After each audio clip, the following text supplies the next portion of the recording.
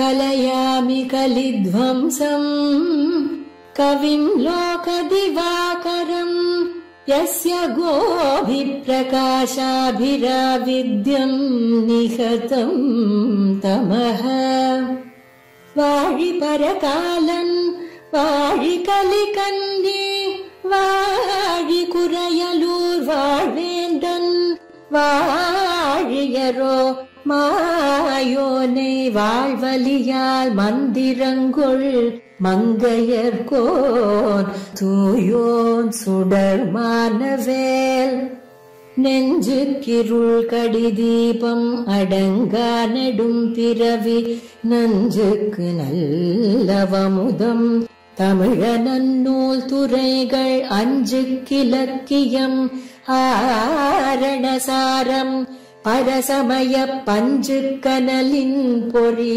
பரகாலன் பனுவல்களே எங்கள் கதியே இராமானுசமுனியே சங்கை கெடுத்தாண்ட தவராசா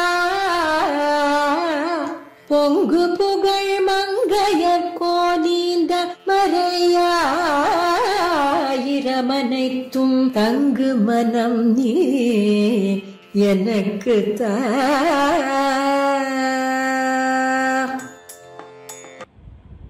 ஆழ்வார்கள் வாழி அருளிச் செயல் வாழி தாழ்வாதுமில் குறவர் தாம் வாழி ஏழ்பாறுமுய்ய அவர்களுரைத்தவைகள் தாம் வாழி செய்யமறை தன்னுடனே சேர்ந்து இந்துணைப் பதுமத்தலர்மகள் தனக்குமின்பன் நற்புவி தனக்கிறைவன் தம் துணையாயர் பாவன பின்ன தனக்கிரை மத்தையோர்க்கெல்லாம் வந்துணை பஞ்ச பாண்டவர்க்காகி வாயுரை தூது சென்னியங்குமென் துணை எந்தை தந்தை தம்மானை திருவல்லிக்கேணிக் கண்டேனே யோ நித்யமச்சுதபதாம்புஜயுக்மருக்ம வியமோகதஸ்ததிதராணி திருநாயமேனே அஸ்மத்குரோர் பகவதோஸ்ய தயைக சிந்தோஹ ராமானுஜஸ்ய சரணௌ சரணம் பிரபத்யே. எங்கள் கதியே ராமானுசமுனியே சங்கை கெடுத்தாண்ட தவராசா பொங்கு புகழ் மங்கையர்கோ நீந்த மறையாயிரமனைத்தும் தங்குமனம் நீ எனக்குத்தா. ஸ்ரீ வைஷ்ணவ சம்பிரதாயத்தில் ஆச்சாரியனே நமக்கு எல்லாம் என்கிற கருத்து மிக உயர்ந்த கருத்தாக கொள்ளப்படுகின்றது. பகவானே உபாயம் பகவானே உபேயம் என்பதை பிரதமாவதி முதல் நிலை என்றும், ஆச்சாரியனே உபாயம் ஆச்சாரியனே உபேயம் என்பதை அது சரமனிஷ்டை சரம பர்வம் என்ன அதுதான் மிக உன்னதமான நிலை என்று மிக அழகாக ஆச்சாரியர்கள் காட்டுகிறார்கள். ஆச்சாரியனுக்கு அத்தனை பெருமைகள் ஏற்பட்டிருப்பதனாலே எம்பெருமானே அந்த ஆச்சாரியத்துவத்தை வகிக்க வேண்டும் என்று ஆசைப்பட்டான். கிருஷ்ணாவதாரம் எடுக்கின்ற சமயத்திலே அவன் ஆச்சாரியனாக விளங்க வேண்டும் என்று கீதாச்சாரியனாக இருந்து அர்ஜுனனுக்கு பகவத்கீதையை எல்லாம் அழகாக அவன் தெரிவித்தான். இருந்தாலும் ஒரு சின்ன குறை ஏற்பட்டிருக்கிறது போலும் எம்பெருமானுக்கு. நாம் ஆச்சாரியன்னு நம்ம சொல்லிக்கிறோம், ஆனால் நம்முடைய சிஷ்யர் எப்பேற்பட்டவர் என்னால் அர்ஜுனன் சாதாரண ஒரு ஞானம் படைத்தவன் தான் நம்முடைய சிஷ்யன். இல்லை, நமக்கு ஏதாவது நல்ல விசேஷமான ஞானமுடைய சிஷ்யர் வேணும் என்று ஆசைப்பட்டான் எம்பெருமான். சரி பார்த்தான், ஆழ்வார்களிலே ஒருவரை தன்னுடைய சிஷ்யனாக ஆக்கிக் கொள்ள வேண்டியது என்று முடிவெடுத்தான். திருமங்கை ஆழ்வாரை தன்னுடைய சிஷ்யனாக ஆக்கிக் கொள்ள வேண்டியது. அது அர்ஜுனன் அவனுக்கு சிஷ்யனாக கிடைத்தான் விபவாவதாரத்திலே. அர்ச்சாவதாரத்திலே திருமங்கை ஆழ்வாரை சிஷ்யனாக ஆக்கிக் கொள்ள வேண்டியது என்று பார்த்தான். ஆனால் அதிலே சின்ன ஒரு போட்டி ஏற்பட்டு விட்டது. எந்த திருத்தலத்திலே ஆழ்வாரை சிஷ்யனாக ஏற்றுக்கொள்ள வேண்டியது என்னால் திருநறையூர் நம்பி அந்த எம்பெருமானும் சிஷ்யனாக ஆக்கிக் கொள்ள வேண்டும் என்று ஆசைப்படுகிறார். திருக்கண்ணபுரம் சௌரி பெருமாள் அவரும் ஒரு பக்கம் ஆசைப்படுகிறார். என்ன செய்வது என்னால் இருவருமே ஆச்சாரியராக ஆகிவிட்டார்கள் திருமங்கை ஆழ்வாருக்கு. திருநறையூர் எம்பெருமான் அவர் ஆழ்வாருக்கு பஞ்சசம்ஸ்காரங்களை எல்லாம் பண்ணி ஆச்சாரியனாக ஆனார். திருக்கண்ணபுரம் சௌரி பெருமாள் ஆழ்வாருக்கு திருமந்திரத்தில் இருக்கக்கூடிய முக்கியமான அர்த்தங்கள் அனைத்து அர்த்தங்களையும் உபதேசித்து ஆச்சாரியர் ஆனார். திருமங்கை ஆழ்வார் ஆச்சாரிய சம்பாவனை பண்ண வேண்டுமே, என்ன செய்வது என்று பார்த்தார். மற்ற எம்பெருமான்களுக்கெல்லாம் 10 பாசுரம், 20 பாசுரம், 30 பாசுரம், 40 பாசுரம். திருவேங்கடமலைக்கு எடுத்துக்கொண்டால் 40 பாசுரம், திருவரங்கநாதனுக்கு 50 பாசுரம், இன்னும் சில திவ்ய தேசங்களுக்கு 20, 30ன்னு ஆழ்வார் பாடினார்.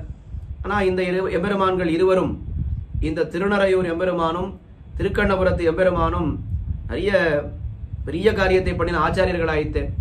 அவர்களுக்கு அதிகமான பாசுரங்களை கொடுக்க வேண்டும், பாட வேண்டும் அவர்களை பற்றி என்று தலா 100 பாசுரங்கள் பாடிவிட்டார். 6ஆம் பத்திலே பெரும்பாலான பகுதியும் 7ஆம் பத்திலே ஒரு 30 பாசுரங்களும் அது திருநறையூர் விஷயமானது. 8ஆம் பத்து முழுவதும் திருக்கண்ணபுரம் விஷயமானது. 100 பாசுரங்கள் திருநறையூர் எம்பெருமானுக்கும் 100 பாசுரம் திருக்கண்ணபுரத்து எம்பெருமானுக்கும். நாம் யோசித்து பார்த்தால் அது எப்படி சுவாமி ஒரே எம்பெருமான குறித்து 100 பாசுரங்கள் பாட முடியும்? 10 பாசுரங்கள்னா அந்த எம்பெருமானுடைய சரித்திரத்தை சொல்லலாம், அந்த ஊரினுடைய ஒரு வளத்தை சொல்லலாம், அதுக்கு மேலே எம்பெருமானுடைய அவதாரங்களை எல்லாம் சொல்லி அது 10 பாசுரம் 20 பாசுரம் பாட முடியும். 100 பாசுரம் ஒரே திவ்ய தேசத்தை பற்றி பாடினா மறுபடியும் மறுபடியும் அந்த விஷயங்கள் எல்லாம் மறுபடியும் மறுபடியும் வராதா? அது எப்படி 100 பாசுரம் பாட முடியும் என்று நாம் நினைக்க தோன்றும். ஆனால் ஆழ்வார் அனுபவித்திருப்பதை பார்த்தால் 100 பாசுரங்களே போராது. இன்னும் 100 பாசுரங்கள் ஆழ்வார் பாடியிருக்கலாமே. இன்னும் ஒரு பதிகத்தை போல இன்னொரு பதிகம் இருக்கவே இருக்காது. இந்த திருநறையூர் விஷயமான அந்த பதிகங்களை எடுத்து பார்த்தாலும் சரி, திருக்கண்ணபுரம் விஷயமான பதிகங்களை எடுத்து பார்த்தாலும் அதுவும் சரி, ஒரு பதிகம் போல ஒரு பதிகம் இருக்காது. அப்படி ஒரு விலட்சணமான பதிகம் இன்றைக்கு நாம் அனுபவிக்க இருக்கின்ற பதிகம் 6ஆம் பத்திலே இருக்கக்கூடிய 8வது திருமொழி மான் கொண்டதோல் மார்பில் மாணியாய் என்கிற பதிகத்தை இன்றைக்கு நாம் அனுபவிக்க இருக்கிறோம். இந்த பதிகத்தில் என்ன விசேஷம்னு கேட்டால், பல பல அவதாரங்களை எல்லாம் சொல்லி அந்த அவதாரங்களை எடுத்தவன் இன்ன திவ்ய தேசத்திலே இருக்கிறான் என்று சொல்லி அந்த திவ்ய தேசத்திலே இருப்பவனை திருநறையூரிலே நான் சேவித்தேன் அப்படின்னு ஆழ்வார் இதை பாடுகிறார். இப்ப என்ன ஆக போறது இந்த பதிகத்தில்னு கேட்டா, ஒரு தோராயமாக முதல் 2 வரிகளிலே ஒரு அவதாரத்தை சொல்லுவார். நிறைய அவதாரங்கள், தசாவதாரத்தில் இருக்கக்கூடிய முக்கியமான அவதாரங்களை எல்லாம் இங்கே எடுக்கிறார். அந்த எம்பெருமானை நான் ஒரு திவ்ய தேசத்திலே சேவித்தேன், அந்த சேவித்த எம்பெருமானை இப்பொழுது திருநறையூரிலே சேவிக்கிறேன் அப்படின்னு ரொம்ப விலட்சணமான அனுபவம். இந்த மாதிரி ஒரு அனுபவம் ஆழ்வார் வேறு பதிகத்திலே பண்ணியிருக்கிறாரா என்னால் இல்லைன்னு தான் சொல்லணும். கிட்டத்தட்ட இதே மாதிரியான ஒரு பதிகம் திருக்கண்ணபுரத்தை பற்றி ஆழ்வார் பாடியிருக்கிறார். 8ஆம் பத்திலே இருக்கக்கூடிய 8வது பதிகம் வானோர் அளவும் முதுமுன்னீர் வளர்ந்த காலம் அப்படின்ற பதிகத்தில் முதல் 9 பாசுரங்களிலே நாம தசாவதாரம்னு சொல்றோமே, அந்த தசாவதாரத்திலே முதல் 9 அவதாரங்கள், ஒரு அவதாரத்துக்கு ஒரு பாசுரம். அந்த அவதாரம் எடுத்த எம்பெருமானை திருக்கண்ணபுரத்திலே நான் சேவித்தேன் அப்படின்னு அது வானோர் அளவும் முதுமுன்னீர் வளர்ந்த காலம் வலியுருவில் மீனாய் வந்து வியந்துய்ய கொண்ட தண்டாமரை கண்ணன் ஆனா உருவின் ஆனாயன் அவனயம் மாவிளவயலுள் காணார்புறவில் கண்ணபுரத்து அடியேன் கண்டு கொண்டேனே. இன்னும் தசாவதாரம், மத்ஸ்யாவதாரம், கூர்மாவதாரம், வராகாவதாரம், நரசிம்மாவதாரம்னு வரிசையா 9 பாசுரங்களிலே 9 அவதாரம். கடைசி பாசுரத்திலே இந்த கல்கி அவதாரத்தை சொல்லணுமே, அதனால ஆழ்வார் என்ன சொல்லி விடுகிறார், இந்த 10 அவதாரத்தை அப்படியே அங்க நமக்கு எடுத்து காட்டி விடுகிறார். மீனோடு ஆமை கேடல் அரி குரலாய் முன்னுமி ராமனாய் தானாய் பின்னுமி ராமனாய் தாமோதரனாய் கற்கியும் ஆனாம் தன்னை கண்ணபுரத்தடியன் கலியன் ஒளி செய்த தேனாரின் சொல் தமிழ் மாலை செப்பப்பாவம் நில்லாவே. அந்த தசாவதாரத்தை பாடின இந்த பதிகம், அந்த தமிழ் மாலை, இதை சொன்னால் நமக்கு பாவம் நிற்காது என்று தலை கட்டி விடுகிறார். இந்த பதிகமும், அதாவது இன்னைக்கு அனுபவிக்க இருக்கின்ற பதிகமும் அந்த திருக்கண்ணபுரத்து பதிகமும் கிட்டத்தட்ட ஒரே மாதிரி, சின்ன வித்தியாசம். அங்க வரிசையா அந்த தசாவதாரத்தை பாடுகிறார், அந்த கிரமத்தை ஆழ்வார் மாத்தல. இந்த பதிகத்துல தசாவதாரத்தில் இருக்கக்கூடிய பெரும்பாலான அவதாரங்களை அனுபவிக்கிறார். ஆனால் கொஞ்சம் கிரமம் அப்படி இப்படி மாறுபடுகிறது. சில அவதாரங்களை ஆழ்வார் இங்கே பாடவும் இல்லை, இந்த சின்ன சின்ன வித்தியாசங்கள் எல்லாம் இருக்கிறது. அப்படி அது ஒரு வித்தியாசம். இன்னொரு வித்தியாசம் என்னன்னா, அந்த பதிகத்தில் ஆழ்வார் அந்த தசாவதார சரித்திரத்தை பாடிவிட்டு அந்த எம்பெருமானை திருக்கண்ணபுரத்திலே சேவிக்கிறேன், கண்ணபுரத்திலே நான் அவனை சேவித்தேன் அப்படின்னு சொல்லிவிடுகிறார். ஆனா இங்க நமக்கு இன்னும் ஒரு படி மேலே போக்கியமாக இருக்க வேண்டும் என்று சொல்வதற்காக ஆழ்வார் என்ன பண்ணி விடுகிறார், அந்த அவதார சேட்டிதங்களை சொல்லி அந்த எம்பெருமானை ஒரு திவ்ய தேசத்திலே சேவித்தேன், குடந்தையிலே சேவித்தேன், மெய்யத்திலே சேவித்தேன், நாவாயிலே சேவித்தேன், அந்த எம்பெருமானை இப்பொழுது மறுபடியும் நான் திருநறையூரிலே சேவிக்கிறேன் அப்படின்னு ஒரு அழகான ஒரு கிரமம். அதாவது அர்ச்சாவதாரத்திலே ஈடுபாடு கொண்டவர்களுக்கு இது ரொம்ப சரியான பதிகம், இது அனுபவிப்பதற்கு சரியான பதிகம். இதை விட உயர்ந்த பதிகம் இருக்குன்னு கூட காட்டுவா. அது 10ஆம் பத்தில் இருக்கக்கூடிய முதல் பதிகம் ஒருநாள் சுத்தம்ன்ற பதிகத்துல 10 பாசுரம், சின்ன பாசுரம், அதுல 18 திவ்ய தேசங்களை ஆழ்வார் அனுபவித்து விடுகிறார். ஒருநாள் சுத்தம் எனக்குயிரொன் பொருள் வருணல் தொல்கதி ஆகிய மைந்தனை நெருநல் கண்டது நீர்மலை இன்னு போய் கருணல் சூழ் கண்ணமங்கையுள் காண்டுமே. ஒவ்வொரு பாசுரத்திலேயும் 2 திவ்ய தேசத்தை ஆழ்வார் பாடிவிடுகிறார். 9 பாசுரங்களிலே 18 திவ்ய தேசத்தை பாடிவிடுகிறார். அது அந்த பதிகத்தினுடைய ஒரு கிரமம் வேற.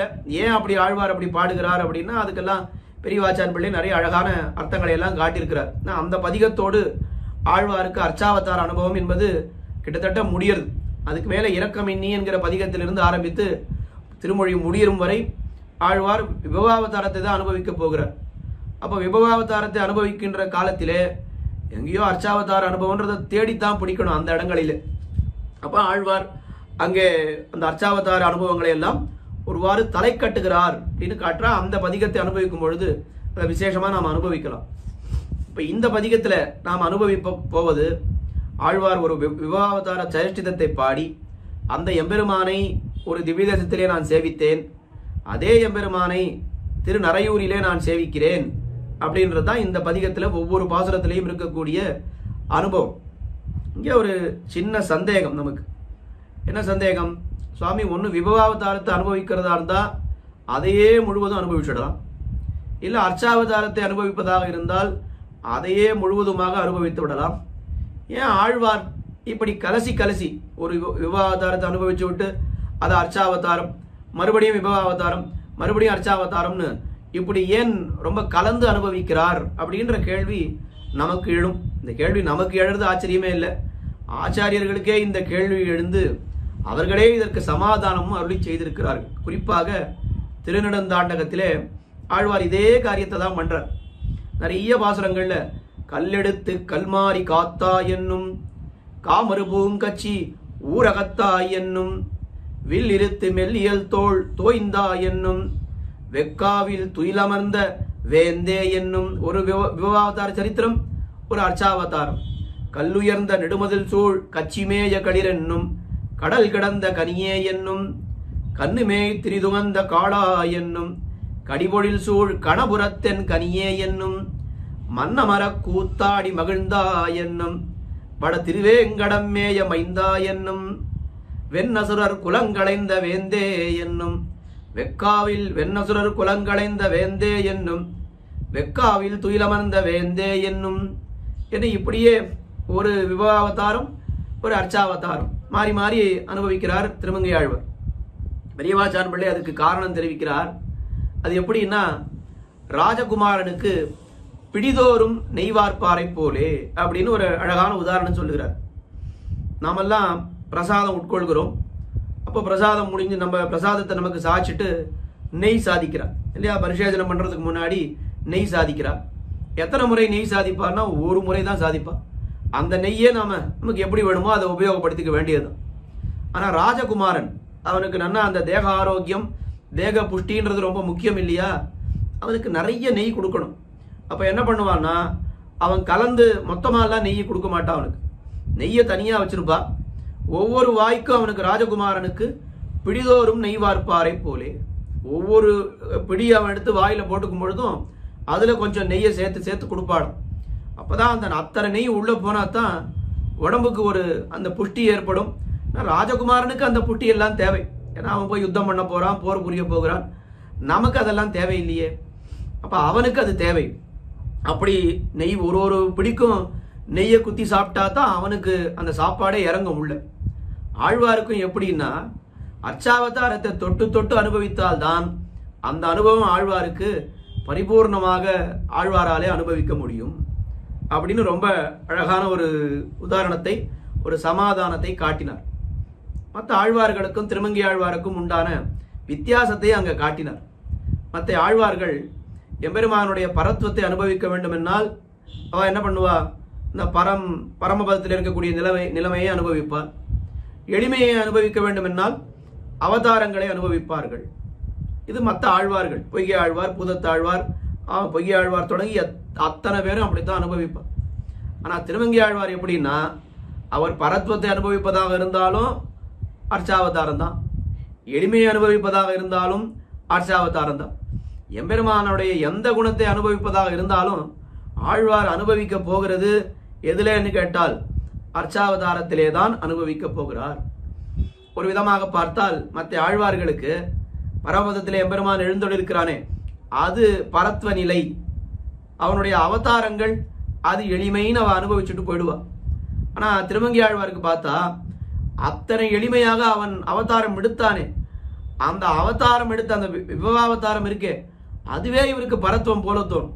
ஏன்னா விபவாவதாரம் ஏன் சுவாமி பரத்துவம் அது சௌலபியம் இல்லையான்னு கேட்டா அது ஆழ்வாருக்கு அர்ச்சாவதாரத்தை பார்த்த பிற்பாடு விபவாவதாரமே பரத்துவம் என்ன ஆழ்வாருடைய எண்ணம் ஆகிவிடும் போல நமக்கு அந்த அனுபவங்கள்லாம் அப்படி இருக்கிறது.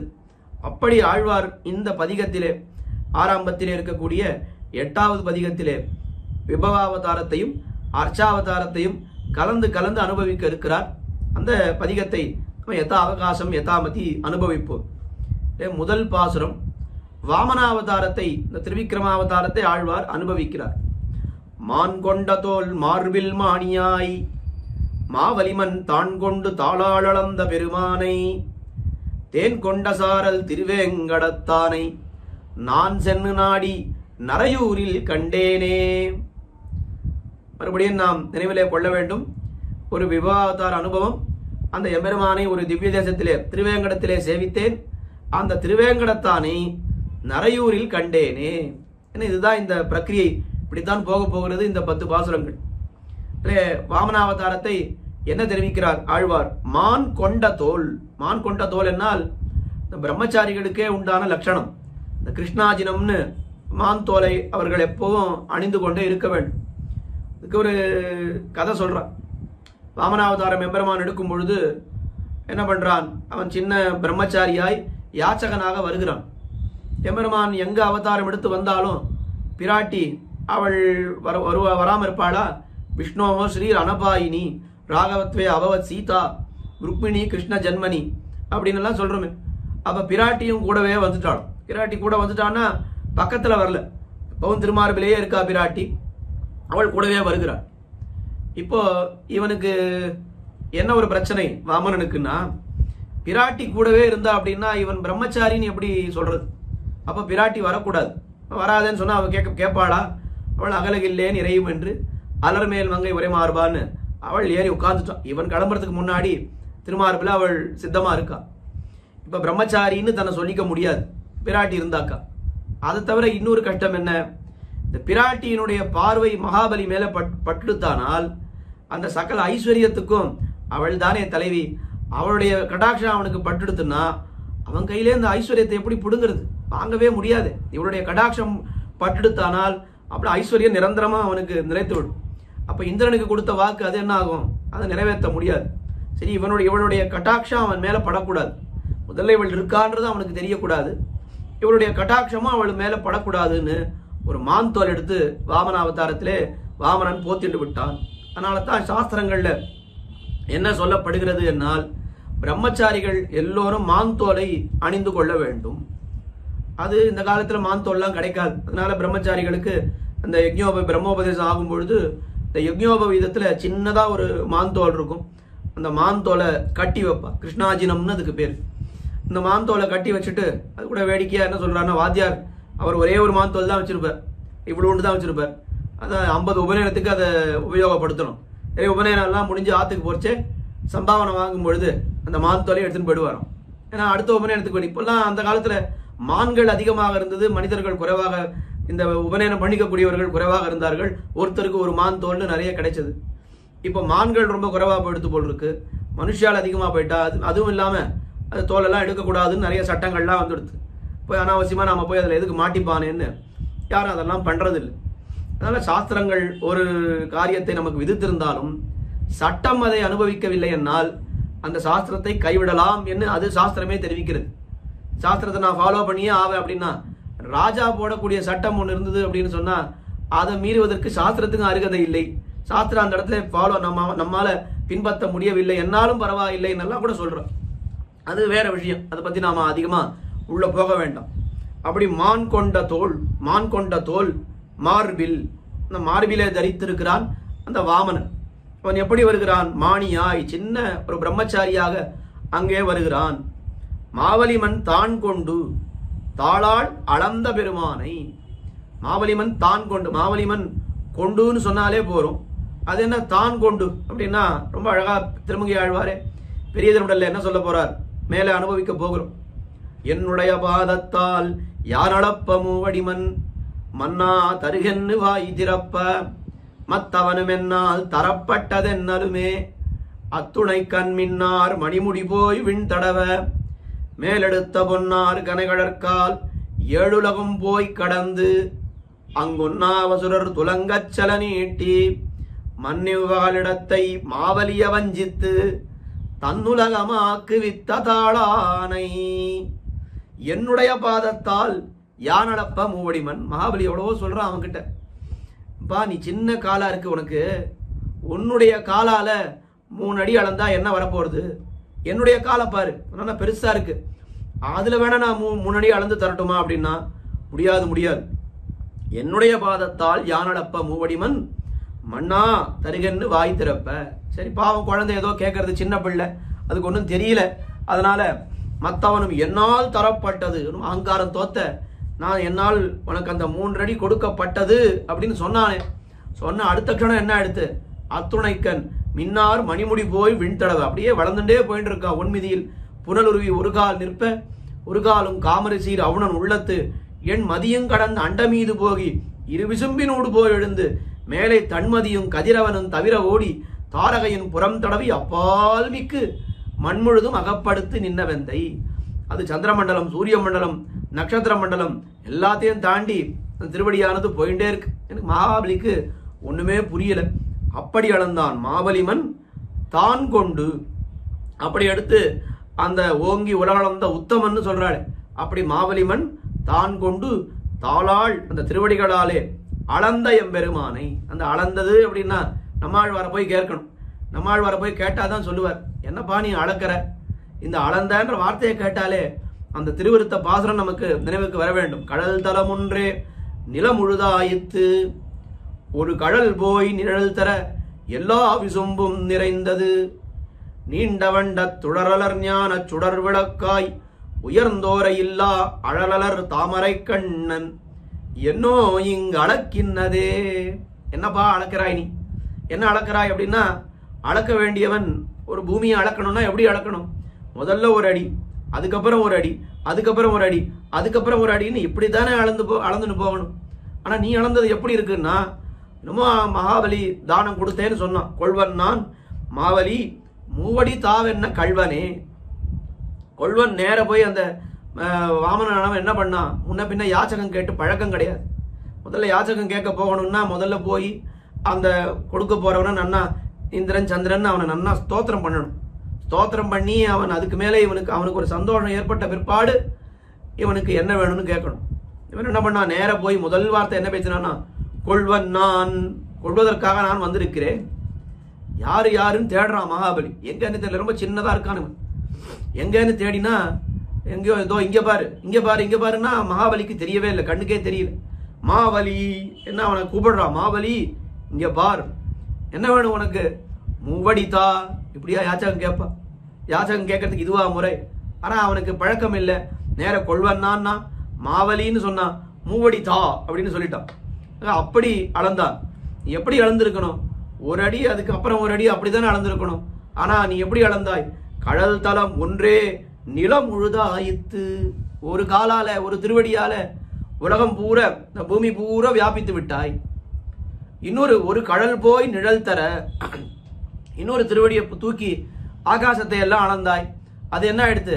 எல்லா விசும்பும் நிறைந்தது, மொத்த ஆகாசத்தையும் அது அளந்து விட்டது. இதுவா இப்படியா என்னோ இங்கு அளக்கின்னதே. இந்த மாதிரியா அளப்பா கதை? வாமனன் உலகத்தை எல்லாம் அளந்தான்னு சொல்றான். உண்மையா அவன் அளக்கவே இல்லை, கதை அளக்கிறான் அப்படின்னு ஆழ்வார் சொல்றாருன்னு வேடிக்கையா சொல்லக்கூடிய வார்த்தை. அப்படி மான் கொண்ட தோல் மார்பில் மானியாய் மாவலிமன் தான் கொண்டு தாளாள் அளந்த பெருமானை, அந்த எம்பெருமான், அந்த பெருமை பொருந்திய எம்பெருமானை நான் எங்கே சேவித்தேன்? அவன் எங்கே இருக்கிறான்? தேன் கொண்ட சாரல், தேனை உடைத்தான தாழ்வர்களை எல்லாம் உடைய திருவேங்கடத்தானை. ஆழ்வாருக்கு திருவேங்கடமுடையான இடத்துல எத்தனை ஈடுபாடு பாரும். வாமனன்தான் திருவேங்கடமுடையானாக சேவை சாதிக்கிறான்னு திருமங்கை ஆழ்வார் சொன்னார். நம்ம ஆழ்வாரும் என்ன சொன்னார்? தாழ்பரப்பி மண் தாவிய ஈசனை. திருவேங்கடமுடையான் விஷயமான பதிகத்தை முடிக்கும் பொழுது அவன் யார்? திருவேங்கட மலையிலே இருக்கக்கூடிய எம்பெருமான் யாருன்னா தாழ்பரப்பி மண் தாவிய ஈசன் சொன்னார். நம்மாழ்வாருடைய திருவாய்மொழியை அடியொத்தி மாறன் பணித்த தமிழ்மறைக்கு ஆரங்கம் கூற அவதரித்தவர் இல்லையா திருமங்கை ஆழ்வார்? அவரும் அதையே சொல்ற. மான் கொண்டதோல் மார்பில் மானியாய் மாவலிமன் தான் கொண்டு தாளாள் அளந்த பெருமானை தேன் கொண்ட சாரன் திருவேங்கடத்தானை, அந்த திருவேங்கடமுடையானை நான் சென்று நாடி நரையூரில் கண்டேனே. இந்த திருநரையூர் என்கிற திவ்யதேசத்திலே இந்த எம்பெருமானை, திருவேங்கடத் எம்பெருமானை நான் சேவித்தேன் அப்படின்னு. இப்ப என்னாச்சு? ஒரு விபவாவதார சேட்டிதம், அதுக்கு மேலே ஒரு திவ்யதேசம், திருவேங்கடமலை என்கிற திவ்யதேசம். அந்த எம்பெருமானை திருநரையூரிலே நான் சேவித்தேன். நான் சென்று நாடி நரையூரில் கண்டேனே. ரொம்ப அழகான ஒரு பிரக்கிரியை. இந்த எம்பெருமானுக்கும் ஸ்ரீனிவாசன் என்றுதான் திருநாம். ஆனா அங்க இருக்கக்கூடிய திருவேங்கடமலையிலே ஸ்ரீனிவாசன் நாம சேவிக்கிறது கொஞ்சம் வேற மாதிரி இருக்க, இங்க வேற மாதிரி நமக்கு சேவை சாதிக்கிறார். அந்த வித்தியாசத்தை நாம் நெஞ்சிலே கொள்ள வேண்டும். ஆனால் இவரும் ஸ்ரீனிவாசன் தான் அப்படின்றத அங்க எம்பெருமானை சேவை பண்ணி வைக்கும் பொழுதே அவர் ஸ்ரீனிவாசன் சொல்லித்தானே அங்க சேவை பண்ணி வைக்கிறார். அப்ப அந்த திருவேங்கடமுடையானை நான் திருநரையூரிலே சேவித்தேன் என்று முதல் பாசுரத்திலே தெரிவித்தார். இரண்டாவது பாசுரம் வேறு சில அவதாரங்களை ஆழ்வார் தெரிவிக்கிறார். முன்னீரை முன்னாள் கடைந்தானை மூழ்த்தனாள் அந்நீரை மீனாய் அமைத்த பெருமானை தென்னாலிமேய திருமாலயம்மானை நன்னீர் வயல் சூழ் நரையூரில் கண்டேனே. முன்னாள், முன்பொரு காலத்திலே முன்னீரை கடைந்தானை. முன்னீர் என்னால் அது சமுத்திரத்துக்கு முன்னீர்னு பேர். முன்னீர் ஞானம் படைத்த என் முகில் வண்ணனே நம்மாழ்வார் தெரிவிக்கிறார். அது ஆத்து நீர், ஊத்து நீர், மழை நீர் என்று 3 நீர்கள் சேரக்கூடிய இடம். அதனாலே சமுத்திரத்துக்கு முன்னீர்னு பேர். அந்த முன்னீரை முன்னாள் கடைந்தானை. கூர்மாவதாரம் எடுத்த காலத்திலே அவன்தானே தேவர்களும் அசுரர்களும் கடைந்தார்கள்னு சொல்றோம். ஆனா அத்தனை பேருக்கும் உள்ளே இருந்து கொண்டு அந்த காரியத்தை செய்தவன் யார் என்னால் எம்பெருமான் தான் செய்தான். அவர்கள்லாம் வெறும் வியாஜ மாத்திரம் தான். உண்மையா அந்த காரியத்தை பண்ணி அந்த சமுத்திரத்தை கடையிறது அப்படின்றது அந்த புராணங்கள்ல கூட காட்டு. அந்த கூர்மாவதார காலத்திலே எம்பெருமான் 8 அவதாரங்கள் எடுத்தான். ஏன்னா அத்தனை அவதாரங்கள் எடுத்து பண்ண வேண்டிய காரியம் அது. வாசுகிக்கு தெம்பு இருக்கணும், அதனால வாசுகிக்குள்ளே அவன் அந்தர்யாமியாக இருந்து கடைந்தான். இந்த மந்திர மலைக்கு அதுக்கு சக்தி இருக்க வேண்டாமா, தெம்பு இருக்க வேண்டாமா, அதுக்குள்ளே இருக்கிறான். தேவர்களுக்கு ஒரு பக்கம் அந்தர்யாமியாக இருந்து கொண்டு, அந்த அந்தர்யாமியாக இருந்து கொண்டு அப்படின்னா என்ன, எப்பவுமே அந்தர்யாமியாக தான் இருக்கிறான். சமயத்துல அவர்களுக்கு அந்த சக்தி இருக்கணும்னா அவன் நினைத்தால் தானே அந்த சக்தி வரும். தேவர்களுக்கு ஒரு பக்கம் சக்தியை கொடுக்கிறான், அசுரர்களுக்குள்ளே இருந்து கொண்டு அவர்களுக்கு ஒரு பக்கம் சக்தியை கொடுக்கிறான். இந்த மலை அது கீழே போயிடக்கூடாதுன்னு ஆமையாக இருந்து கொண்டு இந்த மலையை தாங்குகிறான். மேலே இந்த மலை அப்படியே மேலே எகிரிடக்கூடாதுன்னு சொல்லி மேலே ஒரு அவதாரம், இதை தவிர தானே தன்னுடைய திருக்கரங்களாலே அதையெல்லாம் கடைந்தான் என்று பார்க்கிறோம். அப்படி அந்த கூர்மாவதாரத்தை இங்கே ஆழ்வார் நினைவூட்டுகிறார். முன்னீரை முன்னாள் கடைந்தானை மூழ்த்த நாள் அந்நீரை மீனாய் அமைத்த பெருமானை. இந்த பிரளய காலம், மூழ்த்த நாள் என்னால் உலகத்தை எல்லாம் பிரளயம் கொண்ட காலத்திலே எம்பெருமான் என்ன பண்ணான், ஒரு மீனாக வந்து மத்ஸ்யாவதாரம் எடுத்து அந்த பிரளய கடல் நீரை அமைத்தான், அதை அடக்கி அதையெல்லாம் ஆட்கொண்டான் எம்பெருமான். அந்நீரை மீனாய் அமைத்த பெருமானை, அந்த எம்பெருமானை, தென் ஆலிமேய திருவாலி அம்மானை, தென் ஆலி திருவாலி திருநகரி என்கிற அந்த திவ்ய தேசத்திலே எம்பெருமான் எழுந்தொள்ளிருக்கிறானே அந்த எம்பெருமானை நான் எங்கே கண்டேன்? நன்னீர் வயல் சூழ் நரையூரில் கண்டேனே. நல்ல நீர்கள் பாயக்கூடிய கழனிகள், வயல்களால் சூழப்பட்ட நரையூரிலே, திருநரையூரிலே அந்த எம்பெருமானை நான் சேவித்தேன். எந்த எம்பெருமானை? திருவாலி எம்பெருமானை. அந்த திருவாலி எம்பெருமான் என்ன காரியம் பண்ணினான்? முன்னாடி மத்ஸ்யாவதாரத்தை எடுத்தான், கூர்மாவதாரத்தை எடுத்தான். அந்த எம்பெருமானை நரையூரில் கண்டேனே என்று இரண்டாவது பாசுரத்திலே மத்ஸ்யாவதாரம் கூர்மாவதாரம் 2 அவதாரங்களையும் சேர்ந்து அனுபவித்துவிட்டு தம்முடைய அவதார ஸ்தலமான திருவாலி திருநகரி, இந்த திருவாலி எம்பெருமானையும் இங்கே நினைத்து கொண்டு அந்த திருவாலி எம்பெருமானை நரையூரிலே சேவித்தேன் என்று தெரிவிக்கிறார். 3வது பாசுரம் ரொம்ப முக்கியமான பாசுரம். இங்கே இந்த கஜேந்திரனுக்கு எம்பெருமான் அருள் செய்தானே அந்த சரித்திரத்தை தெரிவிக்கிறார். இங்கே கருடன் அந்த தூவாய புள்ளூர்ந்து என்ன அந்த கருடாருடனாய் எம்பெருமான் வந்தானே அந்த சரித்திரத்தை தெரிவிக்கிறார். இந்த திவ்யதேசத்திலே அந்த சரித்திரத்தை நிச்சயமாக தெரிவிக்கத்தான் வேணும். ஏன்னா இங்கத்தானே அந்த கல்கருடன் என்ன அந்த எம்பெருமானுக்கு கருட சேவையானது ரொம்ப விசேஷமான ஒரு நடத்தப்படுகின்ற அந்த உற்சவம். கல்கருட சேவை என்பது உலகத்திலே எங்கேயுமே கிடையாது. பொதுவாக கருட வாகனம்னு இருந்தா அது வாகன கிடங்குல போட்டு வைத்திருப்பாரு. இந்த தொண்ட மண்டலங்கள்லாம் எப்படின்னா வாகனத்துக்கு எதுவும் பூஜை எல்லாம் கிடையாது. அப்ப பாண்டிய தேசத்துக்கு போயிட்டோம்னா ஆழ்வார் திருநகரி, வானமாமலை அங்கெல்லாம் போயிட்டோம்னா அவர் கருட வாகனமா இருந்தாலும் அவருக்கு நித்தியபடி பூஜைகள்லாம் உண்டு, விளக்கேற்றி வச்சிருப்பா, எல்லாம் பண்ணுவா. அது மாதிரி நவ திருப்பதியிலிருந்து கருடாழ்வான் எழுந்தரணும்னு சொன்னா அது தோல்ல தான் அவர் வருவார். வஸ்திரமெல்லாம் சாத்திட்டு தோல்ல எழுவர். மற்ற இடங்கள்லாம் அப்படி கிடையாது, ஏதோ வண்டியில எதிராக போட்டு அனுப்பிச்சிடுவா. ஆனா பாண்டிய தேசத்திலே அந்த கருடாழ்வான் கருட வாகனமாக இருந்தாலும் அவருக்கு நித்தியபடி பூஜை எல்லாம் உண்டு. நான் இங்க இது சோழ தேசமாக இருந்தாலும் இந்த திருநறையூர் திவ்ய தேசத்துல எப்படி கிரமம் என்று கேட்டால் ரொம்ப அழகாக அந்த கருடாழ்வான் அவர் மூலவர் சன்னிதியிலேயே மூலவராகவே எழுந்தருளிருக்கிறார். உற்சவ காலங்களிலே அந்த கருடனுக்கு உற்சவர் உண்டான்னு கேட்டா அவரே தான் உற்சவர். அந்த உற்சவர்னா அதுவும் எப்படி சொல்றா, அவரை வெளியில எழுந்தருள பண்ணி போகும்போது முதல்ல 4 பேர் எழுந்தருள பண்ணுவா. அதுக்கப்புறம் 4 8 ஆகும், 8 16 ஆகும், 16 32 ஆகும், 32 64 பேர் போய் அப்படி அவரே தன்னை லகுவாகவும் அந்த முதலிலே வெளியில வரும்போது தன்னை லகுவாக ஆக்கி கொள்வார். மேல போக போக அவருக்கு என்ன ஆகும், அவருடைய அந்த எடை கூட கூட அதிகமான மனுஷியால் இருந்தால் தான் அவரை எழுந்தருள பண்ண முடியும் என்ற அளவுக்கு அவர் ஆகிவிடுவார் என்னெல்லாம் நாம் பார்க்கிறோம். வருடத்துக்கு 2 முறை அந்த கல்கருட சேவையானது நடக்கிறது. மார்கழி மாதம் ஒரு முறையும் பங்குனி மாதம் இந்த பங்குனி உத்திர உற்சவத்திலே ஒரு முறையும் நடக்கிறது. பெருமாளுக்கு கருட சேவை, தாயார் பஞ்சுடவல்லி தாயாருக்கு ஹம்சவாகனம் என்று அந்த கல்கருட சேவையை நாம் ஒரு முறையாவது நம்மளுடைய வாழ்க்கையிலே சேவித்து விட வேண்டும். அவர் வெளியில எழுந்தருளி அப்படியே பறக்கிற மாதிரி அவர் வருவார் கல்கருடன். அவர் நித்தியபடி அங்கேயேதான் எழுந்தொள்ளிருக்கிறார். அங்கு போய் பெருமாளை சேவிக்காத, திருநறையூர் போய் பெருமாளை சேவிக்காத வந்தேன்னு சொல்றவர்கள் உண்டு. ஆனா திருநறையூருக்கு போய் அந்த கல்கருடனை சேவிக்காத வந்தேன்னு சொல்றவாளே கிடையாது. அப்படி ரொம்ப விசேஷமான ஒரு சன்னிவேசத்திலே கருடாழ்வான் அங்கே கோயில் கொண்டு எழுந்தொள் இருக்கிறார். அது என்ன சரித்திரம் சொல்றான்னா, பஞ்சுடவல்லி தாயாரை கல்யாணம் பண்ணி கொள்ளணும்னு பெருமாள் வரும்பொழுது இந்த கருடன் மேலே வந்து வேகமா கருடன் மேலே வந்துதான் இந்த கல்யாணத்துக்கு வந்தாராம். அதனால கருடன் இங்கே எழுந்தொள் இருக்கிறார். அந்த மணக்கோலத்திலே இவர்களை சேவித்துக் கொண்டு அவர்களுக்கு கைங்கரியம் பண்ணி கொண்டு கருடாழ்வான் அங்கேயே எழுந்தொள் இருக்கிறார் என்று காட்டுகிறார். தூவாய புள்ளூர்ந்து வந்துதுரை வேழம் மூவாமனல்கி முதலை துணித்தானை தேவாதி தேவனை செங்கமலக் கண்ணானை நாவாயுளானை நரையூரில் கண்டேனே.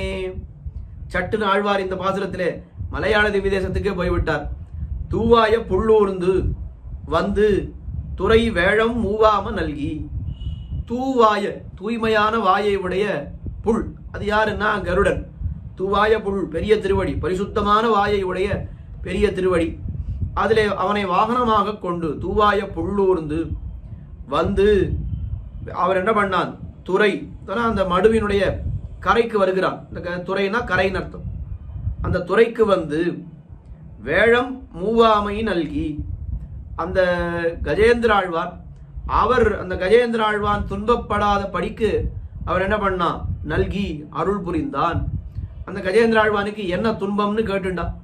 அது என்ன துன்பம்? ஐயோ முதல்ல கடிச்சிடுதே, பிராணன் போயிட போறதே, அப்புறம் உலகத்துல எதையும் நாம் அனுபவிக்க முடியாதே, நான் அந்த துன்பமா? அது துன்பமே கிடையாது கருடாழ்வானுக்கு. கருடாழ்வானுக்கு அதான் அந்த கஜேந்திர ஆழ்வானுக்கு அது துன்பம் கிடையாது. எது துன்பம் அப்படின்னு கேட்டா, இப்ப அப்பொழுது பறித்த அந்த புஷ்பம் இருக்கிறது, அந்த புஷ்பத்தை எம்பெருமானுக்கு சமர்ப்பிக்க முடியவில்லையே, எம்பெருமானுக்கு சமர்ப்பிக்காமல் என்னுடைய பிராணன் போய்விட போகிறதே அப்படின்றதான் அதுக்கு துக்கமே தவிர, இந்த முதல கடிச்சு இந்த பிராணன் பாழா போன இந்த சரீரம் அது விழுந்துட போறதேன்னு அந்த கஜேந்திர ஆழ்வானுக்கு ஒரு நாளும் துக்கமே கிடையாது. அந்த எம்பெருமானுக்கு கைங்கரியம் கட்டு போகிறதே அப்படின்றதான் அவருக்கு துக்கம். அப்போ அவரே அங்க என்ன சொன்னார்? நாகம் கலேபரஸ்யாஸ்ய திராணார்த்தம் மதுசூதன கரஸ்த கமலான்யேவ பாதையோர் அர்ப்பித்தும் தவ.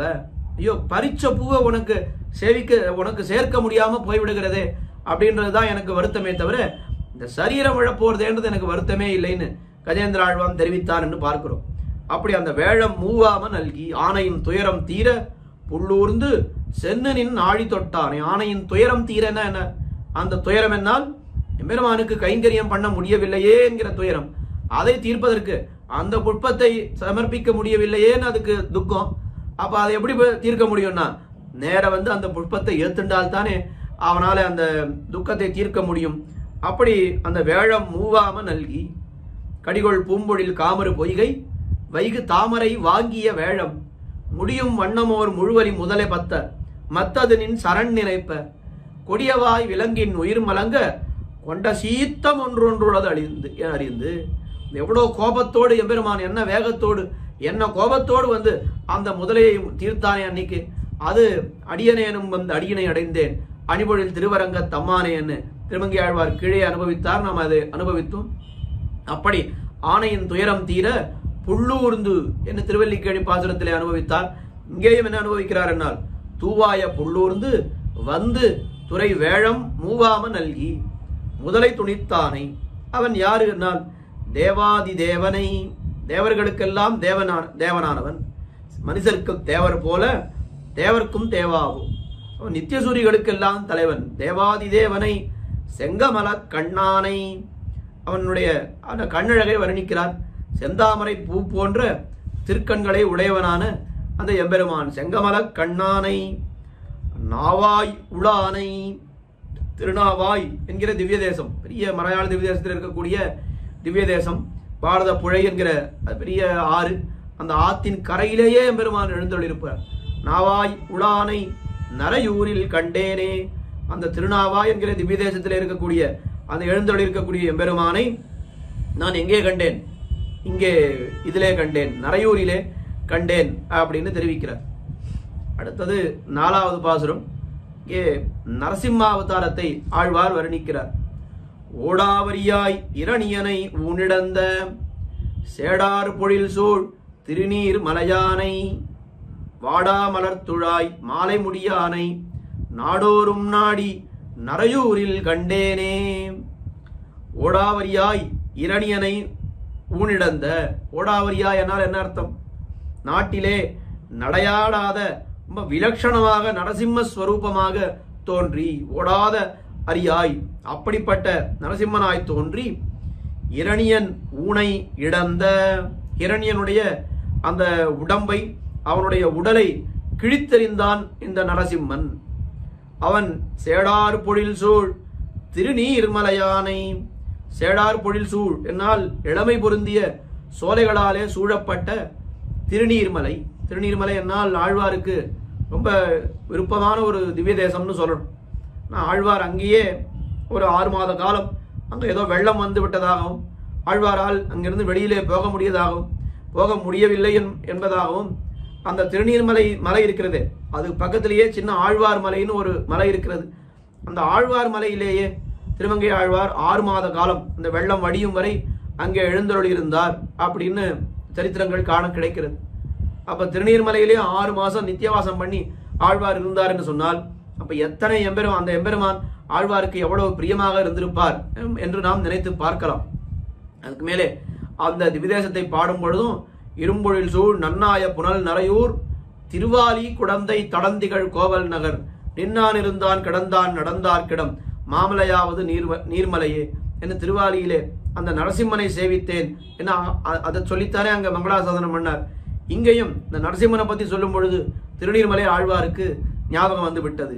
சேடார் பொழில் சூழ் திருநீர்மலையானை, அடிக்கடி திருநீர்மலையை பத்தி ஆழ்வார் பாடிண்டே இருப்பார். நிறைய ஆழ்வாருக்கு ரொம்ப விருப்பமான திவ்யதேசங்கள்னு சொன்னா அதுல திருநீர்மலை நெருநல் கண்டது நீர்மலை இன்னும் போய் கருணல் சூழ் கண்ணமங்கையுள் காண்டுமே என்ன இந்த பற்பல திவ்ய பிரபந்தங்களிலே ஆங்காங்கே அந்த திருநீர்மலை என்கிற திவ்யதேசத்தை ஆழ்வார் பலமுறை மங்களாசாசனம் பண்ணியிருக்கிறார் அப்படின்றது ரொம்ப முக்கியமான ஒரு விஷயம்.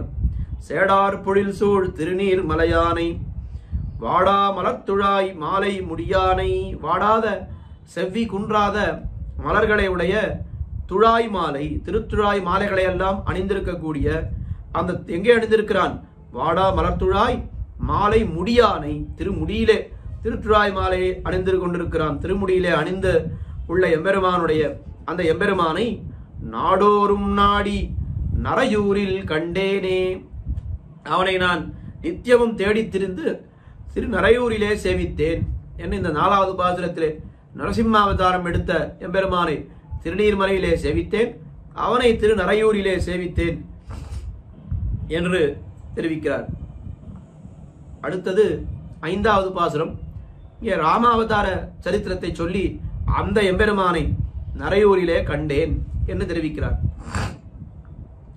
கல்லான் மதில் சூழ் கடி இலங்கை காரரக்கன் வல்லாகங்கீழ வரிவெஞ்சரந்துரந்த வில்லானை செல்வ விபீடனர்க்கு வேறாக நல்லானை நாடி நரையூரில் கண்டேனே.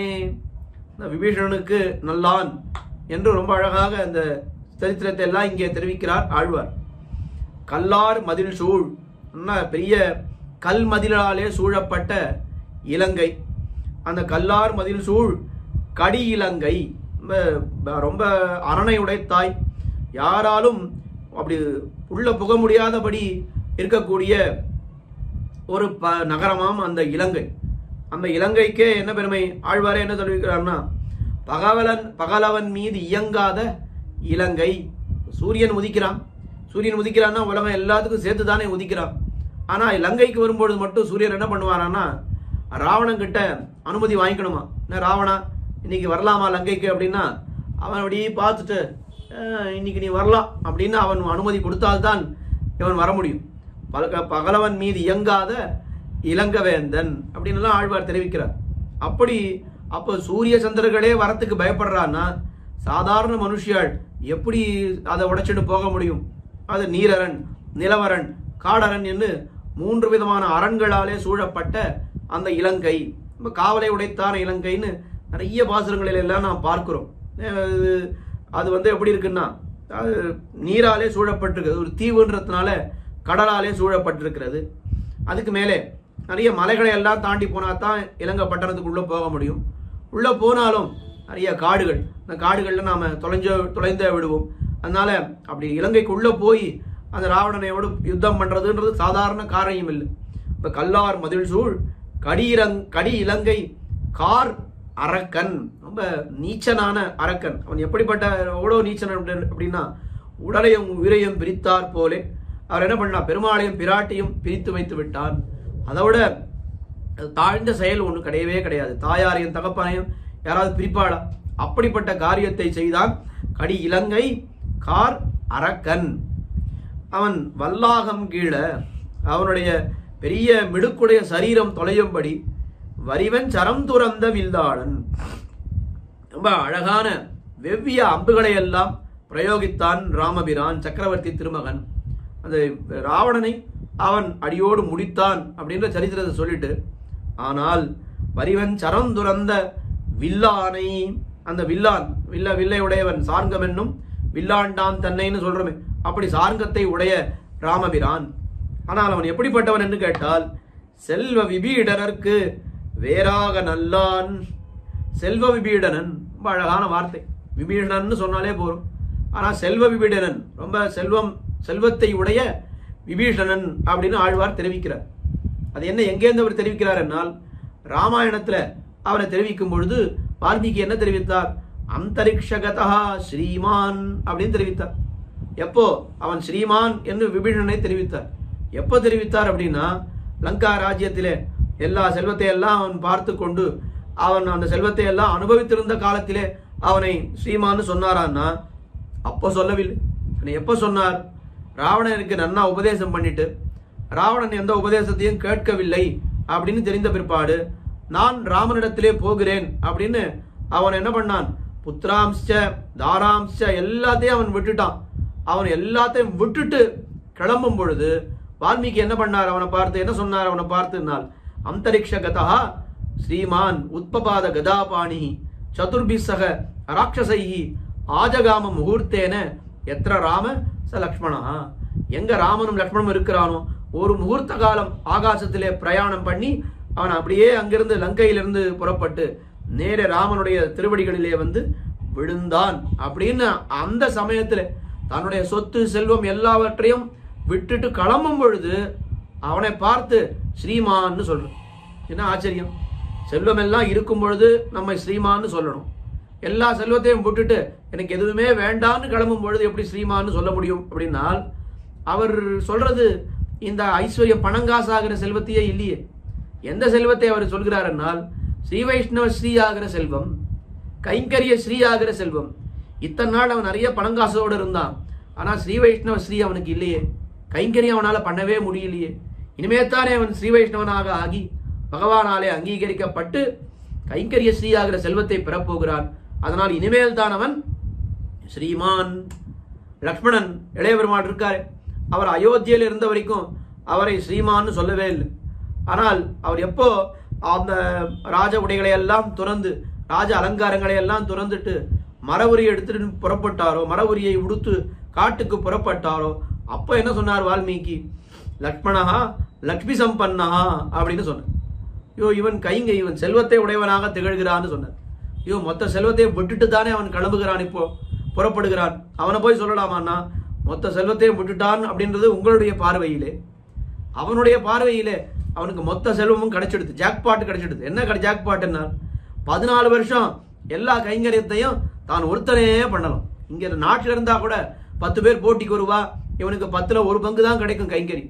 ஆனா காட்டுக்கு போயிட்டா எல்லா கைங்கரியும் இவனே தனியாக பண்ணலாமே. அதனால அவன் தான் அந்த சமயத்திலே தான் அவன் உண்மையான லக்ஷ்மி சம்பன்னா. உண்மையாகவே அவனுக்கு செல்வம்ன்றது அந்த காட்டுக்கு போகின்ற சமயத்திலே தான் கிடைத்ததுன்னு சொல்றான். கீழே அனுபவித்தோமே இந்த கஜேந்திர ஆழ்வானுடைய சரித்திரம். அவன் அந்த முதலையாலே அவன் கடி உண்டு கிடக்கிறான். அப்ப ஆதி மூலமேன்னு கதறுகிறான். அந்த சமயத்திலே அவனை சத்து நாகவரஹா ஸ்ரீமான் என்று புராணங்கள் தெரிவிக்கிறான். அவனுக்கு கைங்கரிய ஸ்ரீயாகிற செல்வம் அந்த சமயத்திலே கிடைத்தது அப்படின்னு. ஆக ஆச்சாரியாளுக்கும் இங்க ரிஷிகளுக்கு என்ன அபிப்பிராயம்னு கேட்டா, எது உண்மையான செல்வம்?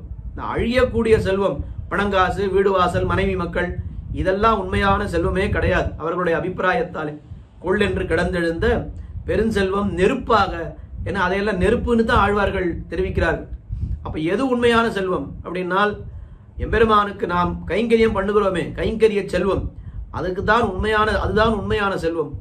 அந்த செல்வத்தை உடையவரைத்தான் நாம் ஸ்ரீமான் அப்படின்னு சொல்லணும். அதான் நம்ம எழுதும் பொழுது ஸ்ரீமான் உபய வேதாந்த அப்படின்னு எழுதுறோமே, உபய வேதாந்த பிரவர்த்தகாச்சாரியர்னா அது என்ன அர்த்தம்னால், கைங்கரிய ஸ்ரீயை உடையவர், பணங்காசை உடையவர், நிறைய பணக்காரர், வீடு வாசல் உடையவர், ஏன்னா அப்படி அர்த்தம் கிடையாது. கைங்கரிய ஸ்ரீயை உடையவர்களைத்தான் நாம் ஸ்ரீமான் என்று தெரிவிக்கிறோம். அதைத்தான் ஆண்டாளும் சொல்லும் பொழுது அந்த கனைத்திளம் கத்தெருமை பாசுரத்திலே நனைத்தில்லம் சேராக்கும் நற்செல்வன் தங்காய், தன்னுடைய காரியத்தை பண்ணாமல் விட்டுட்டு போனவனை பார்த்து நற்செல்வன் ஆண்டாள் தெரிவித்தாள். என்ன செல்வம் அவனிடத்தில் இருந்ததுன்னா, அவன் கண்ணனோடு அத்தாணி சேவகம் புரிவதற்காக கண்ணனோடு போயிருக்கிறான். கைங்கரிய ஸ்ரீயாகிற செல்வத்தை பெற்றவன் நற்செல்வன் அப்படின்னு அந்த இடத்துல காட்டுறார். திருப்பாவையிலே நிறைய அனுபவித்திருக்கிறோம் அதையெல்லாம். அப்படி இங்க என்ன சொல்றாருன்னா, செல்வ விபீடனருக்கு ஆழ்வாரே அவனுக்கு பெரிய பட்டம் கொடுக்கிறார். ஸ்ரீமானான விபீஷணன், அந்த விபீஷணனுக்கு வேறாக நல்லானை, ரொம்ப அழகான வார்த்தை, பெருசா அனுபவிக்கணும். நல்லான் விபீஷணருக்கு, நல்லான் அப்படின்னா என்ன அர்த்தம்? அந்த விபீஷண சரணாகதி கட்டத்தை ஒரு நிமிடம் நாம் இங்கே நினைத்து பார்க்க வேண்டும். அங்க என்ன நடந்தது? விபீஷணன் வந்திருக்கா அப்படின்னு எல்லாரும் வந்து தெரிவிக்கிறார்கள். அப்போ அங்க பெரிய சர்ச்சை ஏற்படுகிறது. விபீஷணனை ஏற்றுக்கொள்ளலாமா கூடாதா? ஒருத்தர் ஒரு கருத்தை சொல்கிறார்கள். ஒருத்தர் என்ன சொன்னா ஏற்றுக்கொள்ளவே கூடாதுன்னு சொல்லி, ஒருத்தர் என்ன சொன்னா பரீட்சை பண்ணி பார்த்துட்டு அதுக்கப்புறம் ஏற்றுக்கொள்ளலாம், இல்லை அவன் நடவடிக்கையை பார்த்துட்டு அதுக்கப்புறமா நாம முடிவு பண்ணலாம், அவனை வத்தியதாம், அவனை கொல்லப்பட வேண்டியவன், இங்கே நாம கல்லால் அடிச்சு கொண்டுடலாம். அத்தனை வானரங்கள் அவன் பேர்ல கல்லையும் மண்ணையும் மரத்தையும் வீசுகிறார்கள். அவன் எதை பத்தியும் அவன் கவலைப்படவே இல்லை. அவன் பாட்டு கையை கூப்பிட்டு அவன் சொல்லுங்கோ, ராவணஸ்தே அனுஜோ பிராத்தா நிவேதயத மாம் க்ஷிப்ரம் விபீஷணம் உபஸ்திதம், இல்ல ராமனுக்கு சொல்லுங்கோ, ராவணனுடைய தம்பியான விபீஷணன் நான் இங்கே வந்திருக்கிறேன் அப்படின்னு எல்லாம் அவர் விபீஷணன் தெரிவிக்கிறார். பெருமாளுக்கு ஆனா என்ன ஆயிடுறது, இங்க சுக்ரீவன் முதலான வானரர்கள் மத்தனை பேரும் அவனை ஏற்றுக்கொள்ளக்கூடாது அப்படின்னு ஒரே வார்த்தையாக சொல்லிவிடுகிறார்கள். ஏன் ஏற்றுக்கொள்ளக்கூடாது? அவன் அதேச காலே சம்பிராப்தா, தவறான காலத்திலே வந்திருக்கிறான். அவன் வந்திருக்கணும்னா எப்ப வந்திருக்கணும்? என்னைக்கு ராவணன் சீதா பிராட்டியை அபகரித்து கொண்டு போனானோ அன்னைக்கே வந்திருந்தான்னா ஏற்றுக்கொண்டு விடலாம். இப்ப 10 மாசம் ஆயிடுத்து, யுத்தம்னு நாம போய் சொன்ன பிற்பாடு அவன் வருகிறானே, இந்த சமயத்துல அவன் யுத்தம்னு ஒரு கட்டம்னு வந்த பொழுது அண்ணனையே விட்டுட்டு வந்தவன் இன்னொரு கட்டம் வந்தா நம்மளை விட்டுட்டு போக மாட்டாரு என்ன நிச்சயம்? அதனால அவனை ஏற்றுக்கொள்ளக்கூடாது என்று நிறைய ஆட்சேபனைகள் எல்லாம் சுக்ரீவ மகாராஜர் அவர் தெரிவிக்கிறார்.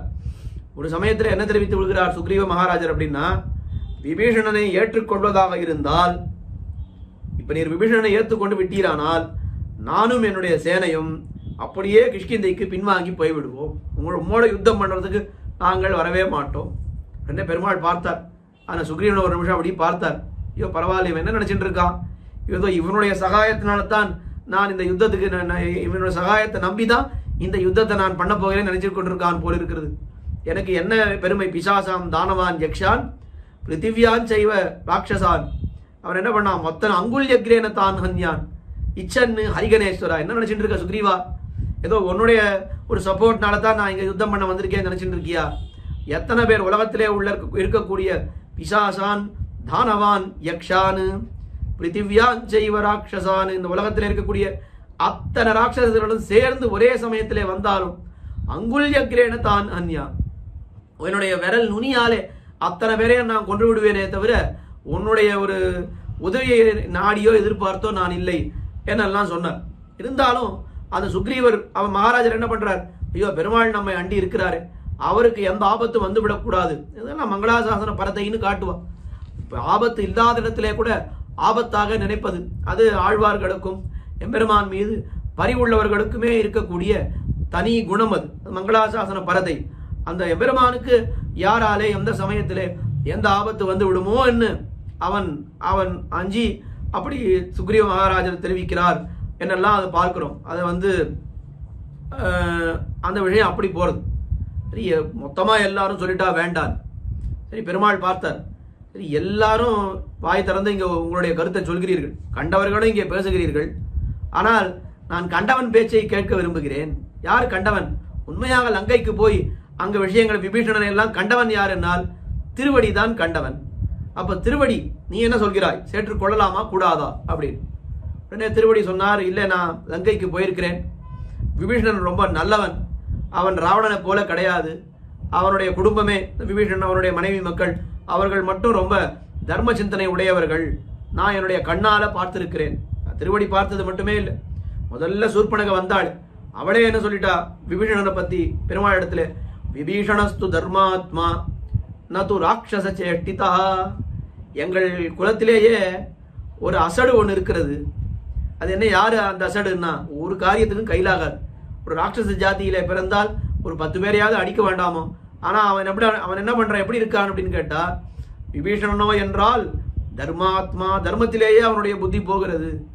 அவன் எங்களுடைய குலத்துக்கு சரியான ஒரு குலத்திலே பிறக்க வேண்டியவனே இல்லை. அவன் நது ராட்சச சேஷ்டிதா, ஒரு எங்களுடைய நாங்கள் பண்ணக்கூடிய மாதிரி நாங்கள் பண்ணுகிறா போல ஒரு 4 முனிவரை கூட அடிக்க தெரியாது, 4 பேரை அடிச்சு வாயில போட்டுக்க தெரியாது, ஒரு காரியமும் பண்ண தெரியாதுன்னு முதலிலேயே சுக்ரீவன் அதாவது சூர்பனகை விபீஷணனை பத்தி தெரிவித்திருக்கிறாள்.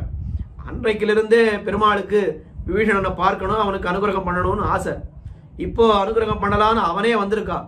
வந்தா என்ன ஆயிடுறது, இந்த சுக்ரீவர் மகாராஜர் முதலானவர்கள் அவனை சேற்றுக்கொள்ளக்கூடாதுன்னு சொல்றார். உடனே திருவடியை கேட்டா அவர் என்ன சொல்றார்? அவன் நல்லவன், அதனாலே சேற்றுக்கொள்ளலாம். இப்ப சுக்ரீவன் என்ன சொன்னா? அவன் கெட்டவன், அதனாலே சேற்றுக்கொள்ளக்கூடாதுன்னு சொல்லிட்டு. திருவடி என்ன சொன்னார்? அவன் நல்லவன், அதனாலே சேர்த்துக்கொள்ளலாம் அப்படின்னு சொல்லிட்டார். இப்ப பெருமாள் முடிவு எடுக்கணும். என்ன சொல்றது அப்படின்னா, ரெண்டு பேருடைய யாருடைய முடிவை அங்கீகரிக்க போகிறார் பெருமாள் அப்படின்னு பார்த்துட்டே இருக்கா. அப்ப பெருமாள் என்ன சொல்லிட்டார்? நான் ரெண்டு பேருடைய முடிவையும் ஏற்றுக்கொள்ள போவதில்லைன்னு சொல்லிட்டு. என்ன ஆச்சரியம்! அவனை ஏற்றுக்கொள்ள கூடாதுன்னு ஒருத்தர் சொன்னார், ஏற்றுக்கொள்ளலாம்னு ஒருத்தர் சொன்னார். ரெண்டு தான் நம்ம பண்ண முடியும். ஒன்னு அவனை ஏத்துக்கலாம், இல்லை ஏத்துக்காமல் போகலாம். ரெண்டையுமே ஏற்றுக்கொள்ளவில்லை அப்படின்னா அது எப்படி முடியும் அப்படின்னா, பெருமாள் என்னை பத்தி உங்களுக்கு எல்லாம் தெரியல, இத்தனை நாள் பழகியும் என்னுடைய தன்மை என்னன்னு உங்களுக்கு புரியல. சுக்ரீவா, நீ என்ன சொன்னாய்? அவன் கெட்டவன், அதனால ஏற்றுக்கொள்ள கூடாதுன்னு சொன்னாய். திருவடி அனுமான், நீ என்ன சொன்னாய்? அவன் நல்லவன், அதனால் ஏற்றுக்கொள்ளலாம் அப்படின்னு சொன்னாய். நான் என்ன பண்ண போகிறேன்னா, ஒன்னுதிலிருந்து பாதி எடுக்க போகிறேன். என்ன அர்த்தம்? சுக்ரீவா, நீ சொன்னியே அந்த காரணத்தை நான் எடுத்துக்கொள்ள போகிறேன். திருவடி அனுமான், நீ சொன்னியே அந்த முடிவு, அதை ஏற்றுக்கொள்ள போகிறேன். இப்ப நான் என்ன பண்ண போகிறேன்னா, அவன் கெட்டவன் நீ சொன்னியே அதை ஏற்றுக்கொள்கிறேன், அவனை ஏற்றுக்கொள்ளலாம்னு சொன்னியே அதை ஏற்றுக்கொள்ள போகிறேன். அவன் கெட்டவன், அதனாலே ஏற்றுக்கொள்ளலாம். என்ன எம்பெருமானுக்கு அந்த பகவானுடைய தன்மை எப்படிப்பட்டவன்னா, ஒருத்தர் எப்படிப்பட்டது அப்படின்னு சொன்னா, ஒருத்தர் சரணாகதி பண்றார் அப்படின்னு சொன்னா அவன் நல்லவனா கெட்டவனான் என்று எம்பெருமான் பார்ப்பதே இல்லை. யார் எப்படியாக இருந்தாலும் அவனை ஏற்றுக்கொள்வான். அதுக்காகத்தானே அவதாரமே எடுத்திருக்கிறான். அதனால நான் விபீஷணனை ஏற்றுக்கொண்டு விட்டேன். இச்சன் அவன் போய் அவனை ஆணையினம் ஹரிஸ்ரேஷ்ட தத்தமஸ்யா பயம் மயா விபீஷணோவா சுக்ரீவ எதிவா ராவணஸ்வயம். என்ன அந்த பெருமாளுடைய பரந்த திருவுள்ளத்தை அங்கதான் சொன்னார். ஏற்றுக்கொள்ளலாம்னு முடிவாயிடுது. நிறைய கதையெல்லாம் பெருமாள் சொல்றார். ஒரு புலி கதை, வியாகர வானர சம்வாதம், நிறைய கதைகள் எல்லாம் பெருமாள் சொல்லி அவர் ஏற்றுக்கொள்ளலாம் அப்படின்னு முடிவாயிடுது. சரி, போய் அழைச்சிட்டு வாங்கும், விபீஷணனை அழைச்சிட்டு வாங்கும் அப்படின்னா யாரை அனுப்பணும்? பெருமாள் என்ன சொன்னார்? சுக்ரீவனை நீ போய் அழைச்சிட்டு வான்னு சொன்னார். சுக்ரீவனுக்கு ரொம்ப அதிர்ச்சி, வெக்கமா போயிடுது. நான் தானே இத்தனை நாள் ஆட்சேபிச்சேன், என்ன போய் அழைச்சிட்டு வர சொல்றீரு? யார் ஆட்சேபிச்சாலும் அவதான் அழைச்சிட்டு வரணும், நீயே போ அப்படின்னு போனான். சரி, கொஞ்ச தூரம் சுக்ரீவன் போனா பெருமாள் கை தட்டி மறுபடியும் கூப்பிட்டுட்டார். சரி, சுக்ரீவனுக்கு கொஞ்சம் சந்தோஷம், பெருமாள் முடிவை மாத்திட்டார் போல் இருக்கு, அதனால விபீஷணனை சேற்றுக்கொள்ள போவதில்லை அப்படின்னு சந்தோஷமா வந்தான். என்ன ஆணையை நம் ஹரிஸ்ரேஷ்ட தத்தமஸ்யா பயம் மயா, அங்க போய் அவனுக்கு அடைக்கலம் கொடுத்தேன்னு நான் சொல்லிவிட்டேன். அங்க போய் நீ பார்த்த பிற்பாடு வந்திருப்பவன் ஒருவேளை விபீஷணனாக இல்லாமல் ராவணனாக இருந்தால் மறுபடியும் ஒரு மீட்டிங் போடாத. விபீஷணனுக்கு எடுத்த முடிவு ராவணனுக்கும் அது பொருந்தும். விபீஷணோவா சுக்ரீவா எதிவா ராவணஸ்வயம், ராவணனே வந்திருந்தாலும் அவனை நான் ஏற்றுக்கொண்டு விட்டேன். அதனால என்னிடத்துல வந்து சரணாகதி பண்ணுபவர்கள் நல்லவர்களா கெட்டவர்களா என்றெல்லாம் நான் பார்ப்பதில்லை, வருகிறார்களா என்று மட்டும்தான் நான் பார்க்கிறேன். அப்படி வந்தானால் அவனுடைய தோஷங்களை, அவனுடைய குற்றங்களை, அவனுடைய பாபங்களை ஒரு நாளும் நான் பார்ப்பதில்லை. பாப்பமே இல்லாதவன் தான் நான் ஏத்துக்கணும்னு சொன்னா, பாப்பமே இல்லாதவன் அவன் உலகத்துல கிடையவே கிடையாது, ஒருத்தன் கூட கிடைக்க மாட்டானே. அப்ப நான் யாரை தான் ஏத்துக்க முடியும்? யாரையுமே ஏத்துக்க முடியாது. பாபம் இருக்கிறவனை ஏற்றுக்கொண்டால் தான் எனக்கு பெருமையே தவிர, பாபம் இல்லாதவனை ஏற்றுக்கொண்டால் அது என்ன பெரிய பெருமை? அது ஒரு பெரிய பெருமையே இல்லை. அதனால வந்திருக்கிற விபீஷணனை நிச்சயமாக ஏற்றுக்கொண்டோம், நீ போய் அழைத்து கொண்டு வா என்று சுக்ரீவனை அனுப்பினாரே, அதுதான் அந்த விபீஷணனுக்கு நல்லான். அப்படி விபீஷணனுக்கு அன்பனான பெருமானை. என்ன அழகான ஒரு அர்த்தங்கள்! செல்வ விபீஷணனுக்கு வேறாக நல்லானை, அந்த சக்கரவர்த்தி திருமகனை நரையூரில் கண்டேனே, அந்த எம்பெருமானை திருநரையூரிலே சேவித்தேன் என்று இந்த 5வது பாசுரத்திலே ஆழ்வார் தெரிவிக்கிறார். அடுத்தது 6வது பாசுரம். இங்கே அந்த ஜகத்காரண பூதன், லோகத்தை எல்லாம் சிருஷ்டி பண்ணின எம்பெருமானை நரையூரிலே நான் சேவித்தேன். உம்பருலகோடு உயிரெல்லாம் உந்தியில் வம்பு மலர் மேல் படைத்தானை மாயோனை அம்பன் நகன்னாள் அசோதேதன் சிங்கத்தை நம்பனை நாடி நரையூரில் கண்டேனே. உம்பருலகோடு, தேவலோகத்தோடு கூட உயிரெல்லாம், மற்றுமுள்ள அத்தனை இந்த லோகத்திலே நாம் பார்க்கக்கூடிய ஜீவராசிகள் அத்தனை பேரையும் உந்தியில் வம்பு மலர்மேல் படைத்தானை, தன்னுடைய திருநாபி கமலத்திலிருந்து அவன் படைத்தான். யோ பிரம்மாணம் விததாதி பூர்வம்னு முதலிலே பிரம்மாவை படைத்தான். உய்ய உலகு படைக்க வேண்டி உந்தியில் தோத்தினாய் நான்முகனை வைய மனுஷரை பொய்யன் எண்ணி காலனையும் உடனே படைத்தாய் என்று அந்த கிரமத்திலே பிரம்மாவை படைத்தான். பிரம்மாவை கொண்டு லோகங்களை எல்லாம் எம்பெருமான் படைத்தான். உம்பர் உலகோடு உயிரெல்லாம் உந்தியில் வம்பு மலர் மேல் ரொம்ப பரிமளம் மிக்க தாமரை பூவிலே படைத்தானை படைத்த சிருஷ்டித்தவனை அந்த எம்பெருமானை அவன் மாயோனை ஆச்சரியமான குணச்சேஷ்டிதங்களை எல்லாம் பண்ணக்கூடிய அந்த எம்பெருமானை அவன் எப்படிப்பட்டவன் அப்படின்னால் அம்பன்ன கண்ணாள் அம்பு போன்ற கூர்மையான விசாலமான கண் படைத்த அசோதை தன் சிங்கத்தை யசோதை பிராட்டியினுடைய சிங்கக்குட்டி போன்றவன். பாருங்க ஆண்டாள் சொன்னாள் ஏறார்ந்த கண்ணி யசோதை இளம் சிங்கம். அது அப்படியே ஆழ்வார் இங்க மறுபடியும் உபயோகப்படுத்துகிறார். அம்பன்ன கண்ணாள் அசோதை தன் சிங்கத்தை. ரெண்டு இதுக்கும் வித்தியாசமே இல்லை, ஒரே மாதிரியான வரிகள். அசோதை தன் சிங்கத்தை நம்பனை நாடி நரையூரில் கண்டேனே. நம்பனை என்னால் நம்பத்தகுந்தவன். ஆசிரியர்களுக்கு நம்பத்தகுந்தவன் யாருன்னு கேட்டால் எம்பெருமான் தான். நம்பனைன்றது கூட அந்த ஏறார்ந்த கண்ணி யசோதை இளம் சிங்கம்னு சொல்லிட்டு ஆண்டாள் என்ன சொன்னாள், நாராயணனே நமக்கே பறை தருவான் அப்படின்னு. அந்த நம்பத்தகுந்தவன் யார் என்னால் நாராயணன் தான். அந்த நாராயணனே இந்த ஏகாரம் எல்லாம் சொல்லி அங்க விசேஷமாக சொன்னாள். அந்த நம்பத்தகுந்தவன் நாராயணன் ஆண்டாள் அங்க காட்டினதை ஆழ்வார் இங்கே காட்டுகிறார். நம்பனைன்னு ஒரு வார்த்தை ஒரே வார்த்தையில காட்டுகிறார் என்று கூட நாம் கொள்ளலாம். அப்படி அம்பன்ன கண்ணாள் அசோதைதன் சிங்கத்தை நம்பனை நாடி நரையூரில் கண்டேனே. அந்த கிருஷ்ணாவதாரம் எடுத்த எம்பெருமானை திரு நரையூரிலே நான் சேவித்தேன் என 6வது பாசுரத்திலே ஆழ்வார் தெரிவிக்கிறார். 7வது பாசுரம் மறுபடியும் கிருஷ்ணாவதார சரித்திரத்தையே சொல்லி அந்த இன்னும் இங்கே 2 சரித்திரங்களை எல்லாம் சொல்லி அந்த எம்பெருமானை நரையூரிலே சேவித்தேன் என்று காட்டுகிறார்.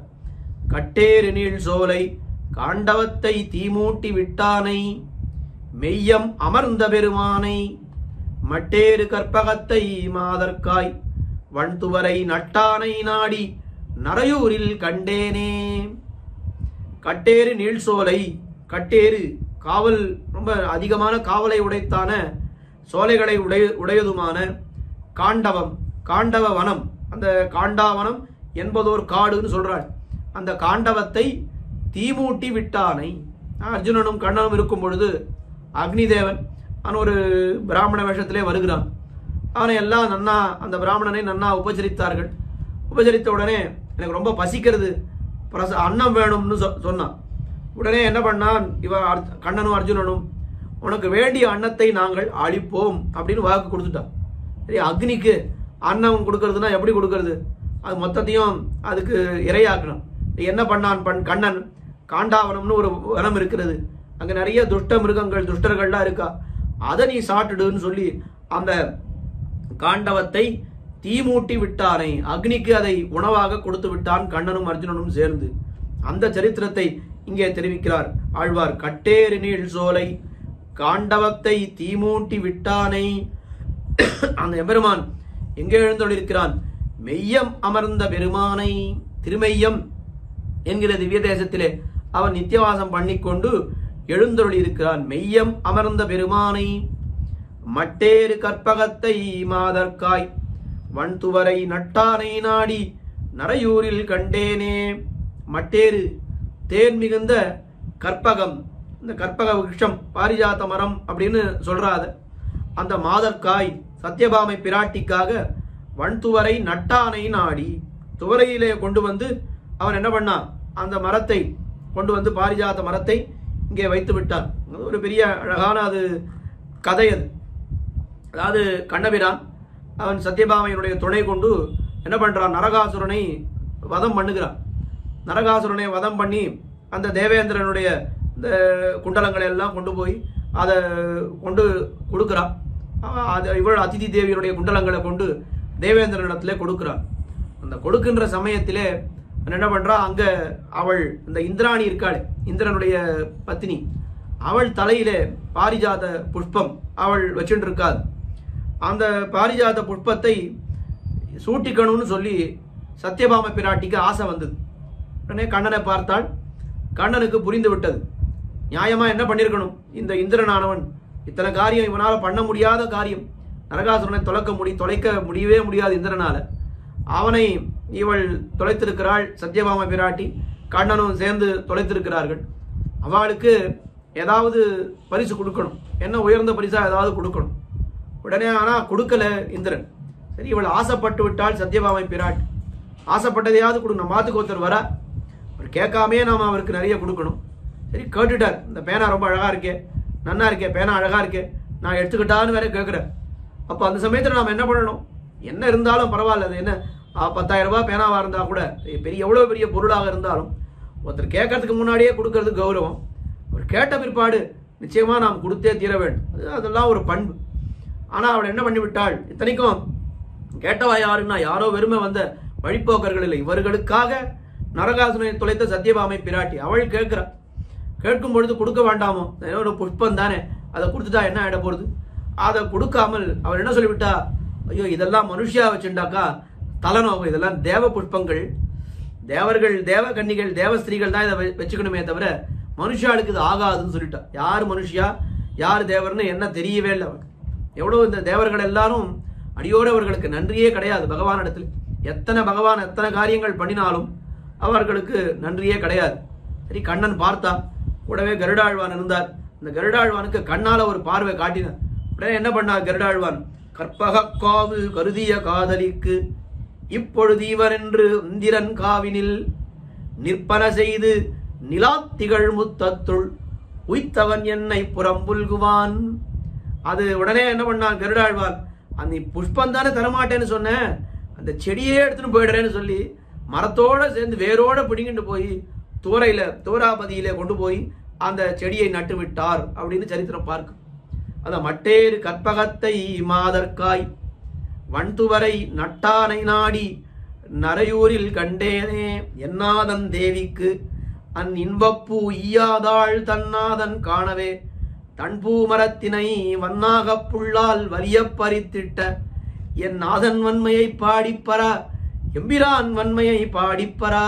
ஆழ்வார்கள் எல்லாம் ரொம்ப அனுபவித்து இந்த சரித்திரத்தை பாடுகிறார்கள். இந்த கற்பக காவு கருதிய காதலிக்கு இப்பொழுது இவன் என்று இந்திரன் காவினில் நிற்பன செய்து நிலாத்திகள் முத்தத்துள் உய்த்தவன். என்ன அந்த இந்திரனுக்கு கொஞ்சம் கூட நன்றியே கிடையாது. விரோதிகளை கூட நாம மன்னித்து விடலாம், ஆனால் துரோகிகளை மன்னிக்க கூடாதுன்னு சொல்றாரு. எல்லாம் முதல்ல துரோகி லிஸ்ட போட்டா முதல்ல யார் வருவார்னா இந்திரன் தான் வருவான். கோவர்தன மலை எடுத்த பொழுது அப்போ ஒரு கண்ணனுக்கே அவன் ஆபத்து விளைவிக்க பார்த்தான். நிறைய இதுதான் அவளுக்கு காரியம். அப்படி மட்டேறு கற்பகத்தை மாதற்காய் வண்துவரை நட்டானை நாடி நரையூரில் கண்டேனே 7வது பாசுரத்திலே தெரிவிக்கிறார். 8வது பாசுரத்திலே மறுபடியும் கிருஷ்ணாவதார சரித்திரத்தை அனுபவிக்கிறார். மண்ணின் மீபாரங்கெடுப்பான் மரமன்னர் பண்ணின் மேல் வந்த படையெல்லாம் பாரதத்து விண்ணின் மீதேற விசயம் தேரூர்ந்தானை நன்னினான் நாடி நரையூரில் கண்டேனே. மண்ணின் பாரம் நீக்குதற்கே வடமுதலை பிறந்தான் என்ன ஆழ்வார் நம்மாழ்வார் பாடினார். அதே விஷயத்தை இங்கு ஆழ்வார் தெரிவிக்கிறார். திருமங்கை ஆழ்வாரும் மண்ணின் மீபாரங்கெடுப்பான் மரமன்னர், மண்ணின் பூமிக்கு உண்டான பெரிய சுமை, நிறைய சக்திகள்லாம் அதிகமா போயிட்டா அப்படின்னு பூமி பிராட்டிக்கு பெரிய சுமை ஏற்பட்டு விட்டது. அதை கெடுப்பான், அந்த சுமையை அழிப்பதற்காக, அந்த சுமைகளை எல்லாம் போக்குவதற்காக மரம் மன்னர் மாற்றரசர்களது, பெரிய பெரிய மன்னர்களது பண்ணின் மேல் வந்த படையெல்லாம் விண்ணின் மீதேற, ஒழுங்காக எதிர்ந்து வந்த, ஒழுங்கா வரிசையாக வந்த அத்தனை சேனைகளையும் விண்ணின் மீதேற, அத்தனை சேனைகளிலும் அத்தனை ராஜாக்களையும் வீர சொர்க்கம் புகும்படி என்ன பண்ணான் கண்ணன் பெருமான்? பாரதத்து விசயம் தேரூர்ந்தானை, பாரத போரிலே அவன் அர்ஜுனனுடைய தேரை நடத்தினானே, பார்த்த சாரதியாயிருந்து கொல்லாமாக்கோல் கொலை செய்து பாரத போர் எல்லா சேனையும் இருநில தவித்தையம்தாய் என்று சொல்கிறா போலே அத்தனை பேரையும், பாண்டவர்கள் பக்கம் கண்ணன் இருக்கிறான், கௌரவர்கள் மொத்த பேரையும் முடிச்சானா அப்படின்னா கௌரவர்கள் மட்டும் இல்ல, கௌரவர்கள் சேனையும் முழுக்க முடித்து விட்டான், பாண்டவர்கள் சேனையும் முழுக்க முடித்து விட்டான். கடைசியில பாரத போர் முடிஞ்ச பிற்பாடு எத்தனை பேர் பிழைத்தா அப்படின்னா மொத்தம் எத்தனை பேர் போனா? அங்க 7 அக்ஷோகனியும் இங்க 11 அக்ஷோகனியும் போனான். ஒரு அக்ஷோகிணின்னா கிட்டத்தட்ட 1.5 லட்சம் பேர் இருக்காது. அப்போ 18 × 1.5 லட்சம் போட்டால் 24-25 லட்சம் பேர் அங்கே யுத்தம் பண்ணியிருக்கா. அந்த 25 லட்சம் பேரில் மொத்தம் பிழைத்தவர்கள் எத்தனை பேர் அப்படின்னு கேட்டால் 8 பேர் தான். 5 பஞ்ச பாண்டவர்கள் 5 பேர் 5 பிழைத்தார்கள். அதுக்கு மேலே சிரஞ்சீவிகள்னு இருக்கக்கூடிய அந்த அஸ்வத்தாமா, கிருபர் என்ன அந்த சிரஞ்சீவிகள் ஒரு 3 பேர் பிழைச்சா. கண்ணன் ஒருத்தன் பிழைத்தான். இவ்வளவுதான். இந்த 8 பேர் நீங்களாக 18 அக்ஷோகினி சேனையும் மொத்தம் அங்க எல்லாரும் சொர்க்கத்துக்கு போயாச்சு. பாண்டவர்களுடைய இந்த பிள்ளைகளான உப பாண்டவர்கள் என்ன, அபிமன்யு என்ன, எல்லாரும் போயாச்சு. மொத்த பேரும் போயாச்சுங்க. ஒருத்தர் கூட பாக்கி இல்லை. அப்படிப்பட்ட பெரிய போர், பாரத போர். விண்ணின் மீதேற விஷயம் தேரூர்ந்தானை. அப்படி அந்த விஷயம் தேரூர்ந்தானை நன்னினான் நாடி நரையூரில் கண்டேனே. இந்த பாசுரத்துல எந்த திவ்யதேசத்தையும் ஆழ்வார் சொல்லவே இல்லையே. எல்லா பாசுரத்திலையும் திவ்யதேசத்தை சொல்லிட்டே வந்தாரு. இங்க ஒன்றும் இல்லையே, 2வது திவ்யதேசமே இல்லையே அப்படின்னு நாம் யோசித்தால் இங்க அடியருக்கு தோணக்கூடிய விஷயம் என்ன அப்படின்னா, விண்ணின் மீதேற விஷயம் தேரூர்ந்தானை அப்படின்னு சொல்லும் பொழுது விற்பெற விழவும் கஞ்சனும் மல்லும் வேழமும் பாகனும் வீழ செத்தவன் தன்னை புறமெறி செய்த சிவனொரு துயர்களை தேவை பத்தலர்விய கோல்கையில் கொண்டு பார்த்தன் தன் தேர்முன் நின்னானை சித்தவை பணியால் முடிதுறந்தானை திருவல்லிக்கேணி கண்டேனேன்னு இந்த சரித்திரத்தை சொல்லித்தானே திருவல்லிக்கேணி பதிகத்தை ஆரம்பிக்கிறார். இந்த சரித்திரத்தை காட்டும் விதமாகத்தானே திருவல்லிக்கேணி பெருமாள் பார்த்தசாரதி பெருமாள் எழுந்தருளியிருக்கிறார். அதனால இந்த பாசுரத்தில் ஆழ்வார் பட்டமா எந்த திவ்யதேசத்தை சொல்லவில்லை என்னாலும் இது திருவல்லிக்கேணி பார்த்தசாரதி பெருமாளை இங்கே ஆழ்வார் நினைவு கூறுகிறார் என்று நாம் கொண்டாலும் தவறில்லை என்று அடியருக்கு தோன்றுகிறது. அப்படி அந்த விஷயம் தேரூர்ந்தானை, விஷயம் தேரூர்ந்தான் என்னால் என்ன அர்த்தம்? பார்த்த சாரதி. அந்த பார்த்த சாரதின்ற வார்த்தையை தமிழ் படுத்தணும் அப்படின்னு மொழிபெயர்க்கணும்னு சொன்னா விஷயம் தேரூர்ந்தான், அதுதானே விஷயம். அப்போ அந்த விஷயம் தேரூர்ந்தானைன்ற வார்த்தையால திருவல்லிக்கேணி பார்த்தசாரதி பெருமாளை இங்கே ஆழ்வார் ஏற்கனவே மங்களாசாசனம் பண்ணியிருக்கிறார் 2ஆம் பத்திலே. அந்த எம்பெருமானைத்தான் இங்கே குறிக்கிறார் என்று நாம் கொள்ளலாம் என்று அடியனுக்கு தோன்றுகிறது. அப்படி நன்னினான் நாடி நரையூரில் கண்டேனே. அடுத்தது 9வது பாசுரம். திருக்குடந்தை எம்பெருமானை ஆழ்வாருக்கு மிகவும் பிடித்த அந்த திருக்குடந்தை எம்பெருமானை இந்த பாசுரத்திலே பாடுகிறார். பொங்கேறு நீள் சோதி பொன்னாழிதன் நோடும் சங்கேறு கோல தடக்கை பெருமானை கொங்கேறு சோலை குடந்தை கிடந்தானை நங்கோனை நாடி நரையூரில் கண்டேனே. பொங்கேறு நீள் சோதி, மேன்மேலும் ரொம்ப அதிசயித்து வருகின்ற நீள் சோதி, அளவற்ற தேஜஸை உடையதான அந்த பொன்னாழி அழகிய திருவாழி ஆழ்வார். அந்த திருவாழி ஆழ்வாருக்கு என்ன பெருமை? அப்படியே ஜோதிர்மயமாக இருக்கிறார். அதுவும் அந்த ஜோதியானது ஏறிண்டே போறது. அது நமக்கெல்லாம் ஜோதியானது மழுங்கிண்டே போறது. ஆனா திருவாழி ஆழ்வானுக்கு ஜோதியானது பொங்கேறு நீள் சோதி, மேல்மேலும் அதிசயித்து வருகின்ற அந்த அளவற்ற தேஜஸை உடைய திருவாழி ஆழ்வான். பொங்கேறு நீள் சோதி பொன்னாழி தன்னோடும் சங்கேறு கோல தடக்கை பெருமானை. அந்த சங்கு சக்கரம் இப்ப பாஞ்சஜன்ய ஆழ்வானை தெரிவிக்கிறார். சங்கு ஏறு கோல, சங்கு ஏறு இடது கையிலே, இடது திருக்கையிலே எம்பெருமான் பாஞ்சஜன்ய ஆழ்வாரை வைத்துக் கொண்டிருக்கிறார். அப்படி சங்கேறு கோல தடக்கை பெருமானை. அந்த தடக்கை பெருமானை என்னால் அந்த திருக்கைகளை உடைய எம்பெருமான், சங்கு சக்கரங்களை உடைய திருக்கைகளை உடைய எம்பெருமான். அவன் எங்கே இருக்கிறான்? கொங்கேறு சோலை குடந்தை கிடந்தானை. குடந்தை கிடந்தான், திருக்குடந்தையில இருக்கக்கூடிய சயனித்திருக்கக்கூடிய உத்தான சயனத்திலே கிடக்கக்கூடிய 6வது ஆழ்வார். கொங்கேறு சோலை குடந்தை கிடந்தானை நங்கோனை நாடி நரையூரில் கண்டேனே. நங்கோன் என்னால் அந்த நம்முடைய பெருமான், நமக்கு சுவாமியான எம்பெருமானை நரையூரிலே நான் சேவித்தேன் என்று இந்த 9வது பாசுரத்தில் ஆழ்வார் தெரிவிக்கிறார். இதில் இருக்கக்கூடிய விஷயம் என்ன அப்படின்னா, எம்பெருமான் சங்கு சக்கரங்களை ரொம்ப அழகாக தரித்திருக்கிறான் அப்படின்றதுதான் விஷயம். நரையூர் பெருமாளை போய் சேவிக்கணும். மூலவரை போய் சேவித்தால் அவருக்கு திபுஜன் தான், 4 புஜம் கிடையாது, திபுஜன் தான். அந்த எப்படி இருக்கும்னா, நன்னா சங்கு சக்கரங்களை நன்னா முன்னாடி கையில வச்சுட்டு இருப்பார். ஏன் முன்னாடி வச்சுட்டு இருக்கார் அப்படின்னா, ஆழ்வாருக்கு இந்த சங்க சக்கர லாஞ்சனம் பண்ணணுமே, அதுக்காக நன்னா முன்னாடி ஆச்சாரியர்கள்லாம் என்ன பண்றா, இந்த சங்கு சக்கரங்களை எடுத்து கொஞ்சம் முன்னாடி வச்சா தானே அதை சிஷ்யர்களுக்கு பண்ண முடியும். அதுக்காக எம்பெருமான் என்ன பண்றார், அங்க திருநறையூர் நம்பி அவர் இருக்காரு, அவர் அங்க இருக்கார். அப்படி அந்த சங்கு சக்கரங்களை முன்னாடி வைத்து கொண்டிருக்கிறார்னு அது ஒரு அர்த்தம். இன்னொரு அர்த்தம் என்ன, நம்ம குடந்தைன்ற பாசுரத்தை, குடந்தைன்ற திவ்ய தேசத்தை ஆழ்வார் இங்கே பாடியிருப்பதனாலே அந்த திருக்குடந்தை எம்பெருமான் அவர் சங்கு சக்கரம் பிடிச்சிட்டு இருக்காரு, அது ஒரு தனி அழகு. உலகத்துல எந்த பெருமாளும் அந்த மாதிரி பிடிச்சிட்டு இருக்க மாட்டார். அதாவது பொதுவா பெருமாள்லாம் எப்படி வச்சுட்டு இருப்பார் சங்கு சக்கரங்கள் அப்படின்னா, இப்படி வச்சுட்டு இருப்பார், நன்னா கொஞ்சம் நன்னா இடைவெளி விட்டு தள்ளித்தான் பிடித்து கொண்டிருப்பார். ஆனால் திருக்குடந்தை சார்ங்கபாணி ஆறாமுதன் உற்சவர் இருக்காரு, அவரை போய் நன்னா நாம புஷ்ப மாலை எல்லாம் இல்லாத சமயத்திலே சேவித்தால் அவர் எப்படி வச்சுட்டு இருப்பாருன்னா காது கிட்டேயே வச்சுட்டு இருப்பார். ரொம்ப இப்படி இருக்கு, மற்ற பெருமாள்லாம் இப்படி வச்சுட்டு இருந்தாருன்னா ஆறாமுதன் அவர் எப்படி காது கிட்ட இப்படி வச்சுட்டு இருப்பார். இப்ப நேரம் போய் சேவித்தாலும் சேவிக்கலாம், இல்ல படங்கள்ல பார்த்தாலும் பார்க்கலாம். என்ன அப்படின்னா அந்த அடியவர்கள்லாம் அவ்வளவு அந்யோன்யமா பெருமாளுக்கு வேற யாரும் பேச்சு துணைக்கு இல்லை, அவளோட அப்படியே பெருமாள் பேசிகிட்டே இருப்பார். ரொம்ப பக்கத்துல இருந்தா ரொம்ப ரகசியமான விஷயங்களை பக்கத்துல இருந்தா தானே பேச முடியும். அப்படி அந்த திருவாழ் திருச்சங்குகளை ரொம்ப தள்ளி வச்சுக்கிறதுக்கு கூட பெருமாளுக்கு கஷ்டமா இருக்குமா, அதனால சேர்த்தே வச்சுட்டு இருக்காரு, அப்படி ரொம்ப கிட்ட வச்சுட்டு இருப்பார். திருக்குடந்தை ஆறாமுதன் அவருடைய நேர போய் சேவித்தாலும் சேவிக்கலாம், படங்கள்ல சேவித்தாலும் நாம சேவிக்கலாம். அப்படி அந்த பொங்கேறு நீள்சோதி பொன்னாழி தன்னோடும் சங்கேறு கோல தடக்கை பெருமானை அப்படின்னு சொல்லும் பொழுது அது இந்த ரெண்டு எம்பெருமான்களுக்கும் ரொம்ப அழகாக பொருந்தக்கூடிய விஷயம்.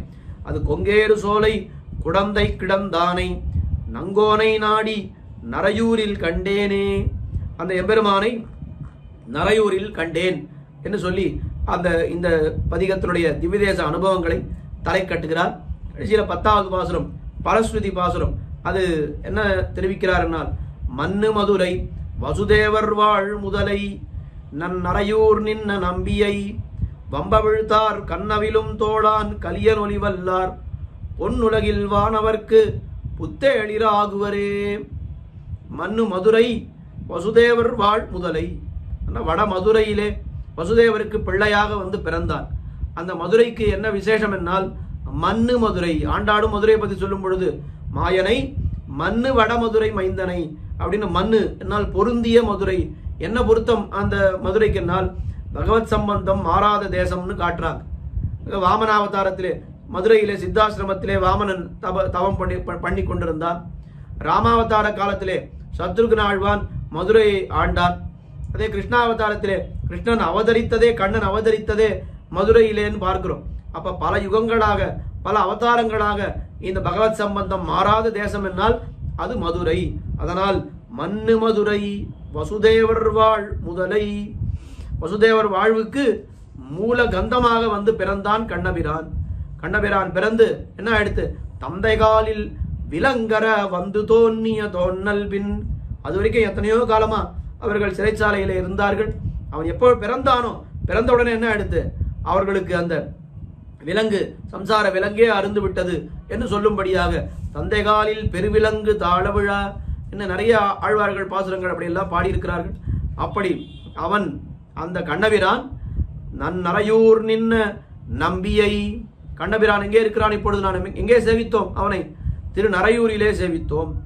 அந்த நம்பியை வம்பவிழ்த்தார் கண்ணவிலும் தோளான், பரிமளம் மிகுந்த மாலைகளையெல்லாம் உடையராய் கண்ணவிலும் தோளான், மலை என்று சொல்ல தகுந்த புஜங்களை உடைய திருமங்கையாழ்வார் கலியன், மலை போன்ற திருத்தோள்களை உடைய புஜங்களை உடைய திருமங்கையாழ்வார். அந்த கலியன் ஒளி செய்த அந்த கலியன் ஒளி வல்லார், இந்த திருமங்கையாழ்வார் அருளி செய்த இந்த திருமொழியை ஓத வல்லார்கள் பொன்னுலகில் வானவர்க்கு புத்தேளிர் ஆகுவரே. பொன்னுலகம் அப்படின்னு சொன்னா நித்திய விபூதி பரமபதம். அந்த பரமபதத்திற்கு அங்க பரமபதத்தில் இருக்கக்கூடிய வானவர்கள், அங்க இருக்கக்கூடிய நித்திய சூரிகளுக்கு புத்தேளிர் ஆகுவரே. புத்தேளிர்னால் பூஜ்யர்கள், தேவதைகள் என்ன அர்த்தம். நம்மாழ்வார் கூட நான் முக புத்தேள் நாடுவியந்துவப்ப அப்படின்னா திருவாசிரியத்தில் பாடியிருக்கிறார். அப்படி இந்த பதிகத்தை யார் ஓத வல்லார்களோ அவர்கள் பரமபதத்தை சென்று அடைவார்கள்.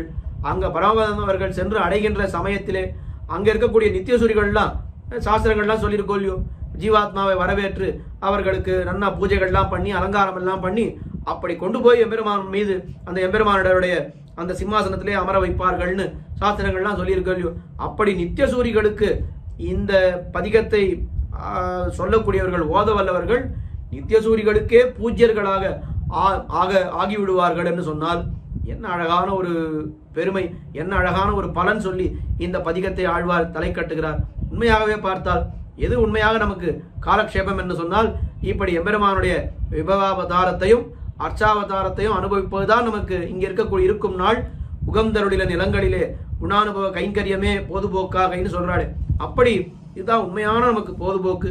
அப்படி நமக்கு காலக்ஷேபத்துக்கு எது நமக்கு தேவையான கிரந்தங்கள் என்று சொன்னால் ஆழ்வார்களுடைய திவ்ய பிரபந்தங்கள். அதுவும் அர்ச்சாவதாரத்திலே அதிகமாக நமக்கு ஈடுபாடு இருக்குன்னு சொன்னா நாம் அனுபவிக்க வேண்டிய திவ்ய பிரபந்தம் எதுன்னு கேட்டா அது திருமங்கை ஆழ்வார் அருளி செய்த பெரிய திருமொழி தான். அந்த பெரிய திருமொழியைத்தான் நாம் இப்பொழுது அனுபவித்துக் கொண்டு வருகிறோம். பெரிய திருமொழியே பாதி தாண்டியாச்சு. நம் 6-10 முடிய போறது. ஏதோ விளையாட்ட ஆரம்பித்த இந்த திவ்ய பிரபந்த தாரா என்கிற நிகழ்ச்சி இத்தனை தூரம் போகுமா அப்படின்னு கூட நமக்கு முதல்ல சந்தேகமாக இருந்திருக்கலாம். ஆனால் இவ்வளவு தூரம் நிர்விக்னமாக இன்னி வரைக்கும் ஒரு விக்னமும் இல்லாமல் இந்த நிகழ்ச்சி நடந்து கொண்டு வருகிறது என்று சொன்னால் அதற்கு ஒரே காரணம் ஜிஎஸ் சுவாமியினுடைய ஒரு திருவடி பலம்தான். ஜிஎஸ் சுவாமி எப்பொழுது சொன்னாலும் அடியனுடைய திருத்தகப்பனார் வாழும் எம்பெருமானார் தான் சொல்லுவார். அந்த எம்பெருமானார் எப்படி எல்லாம் இருந்தார் அப்படின்னு நாம புஸ்தகங்கள் மூலமாக அறிகிறோம். நேரே நாம பார்த்ததில்லை எம்பெருமானாரை.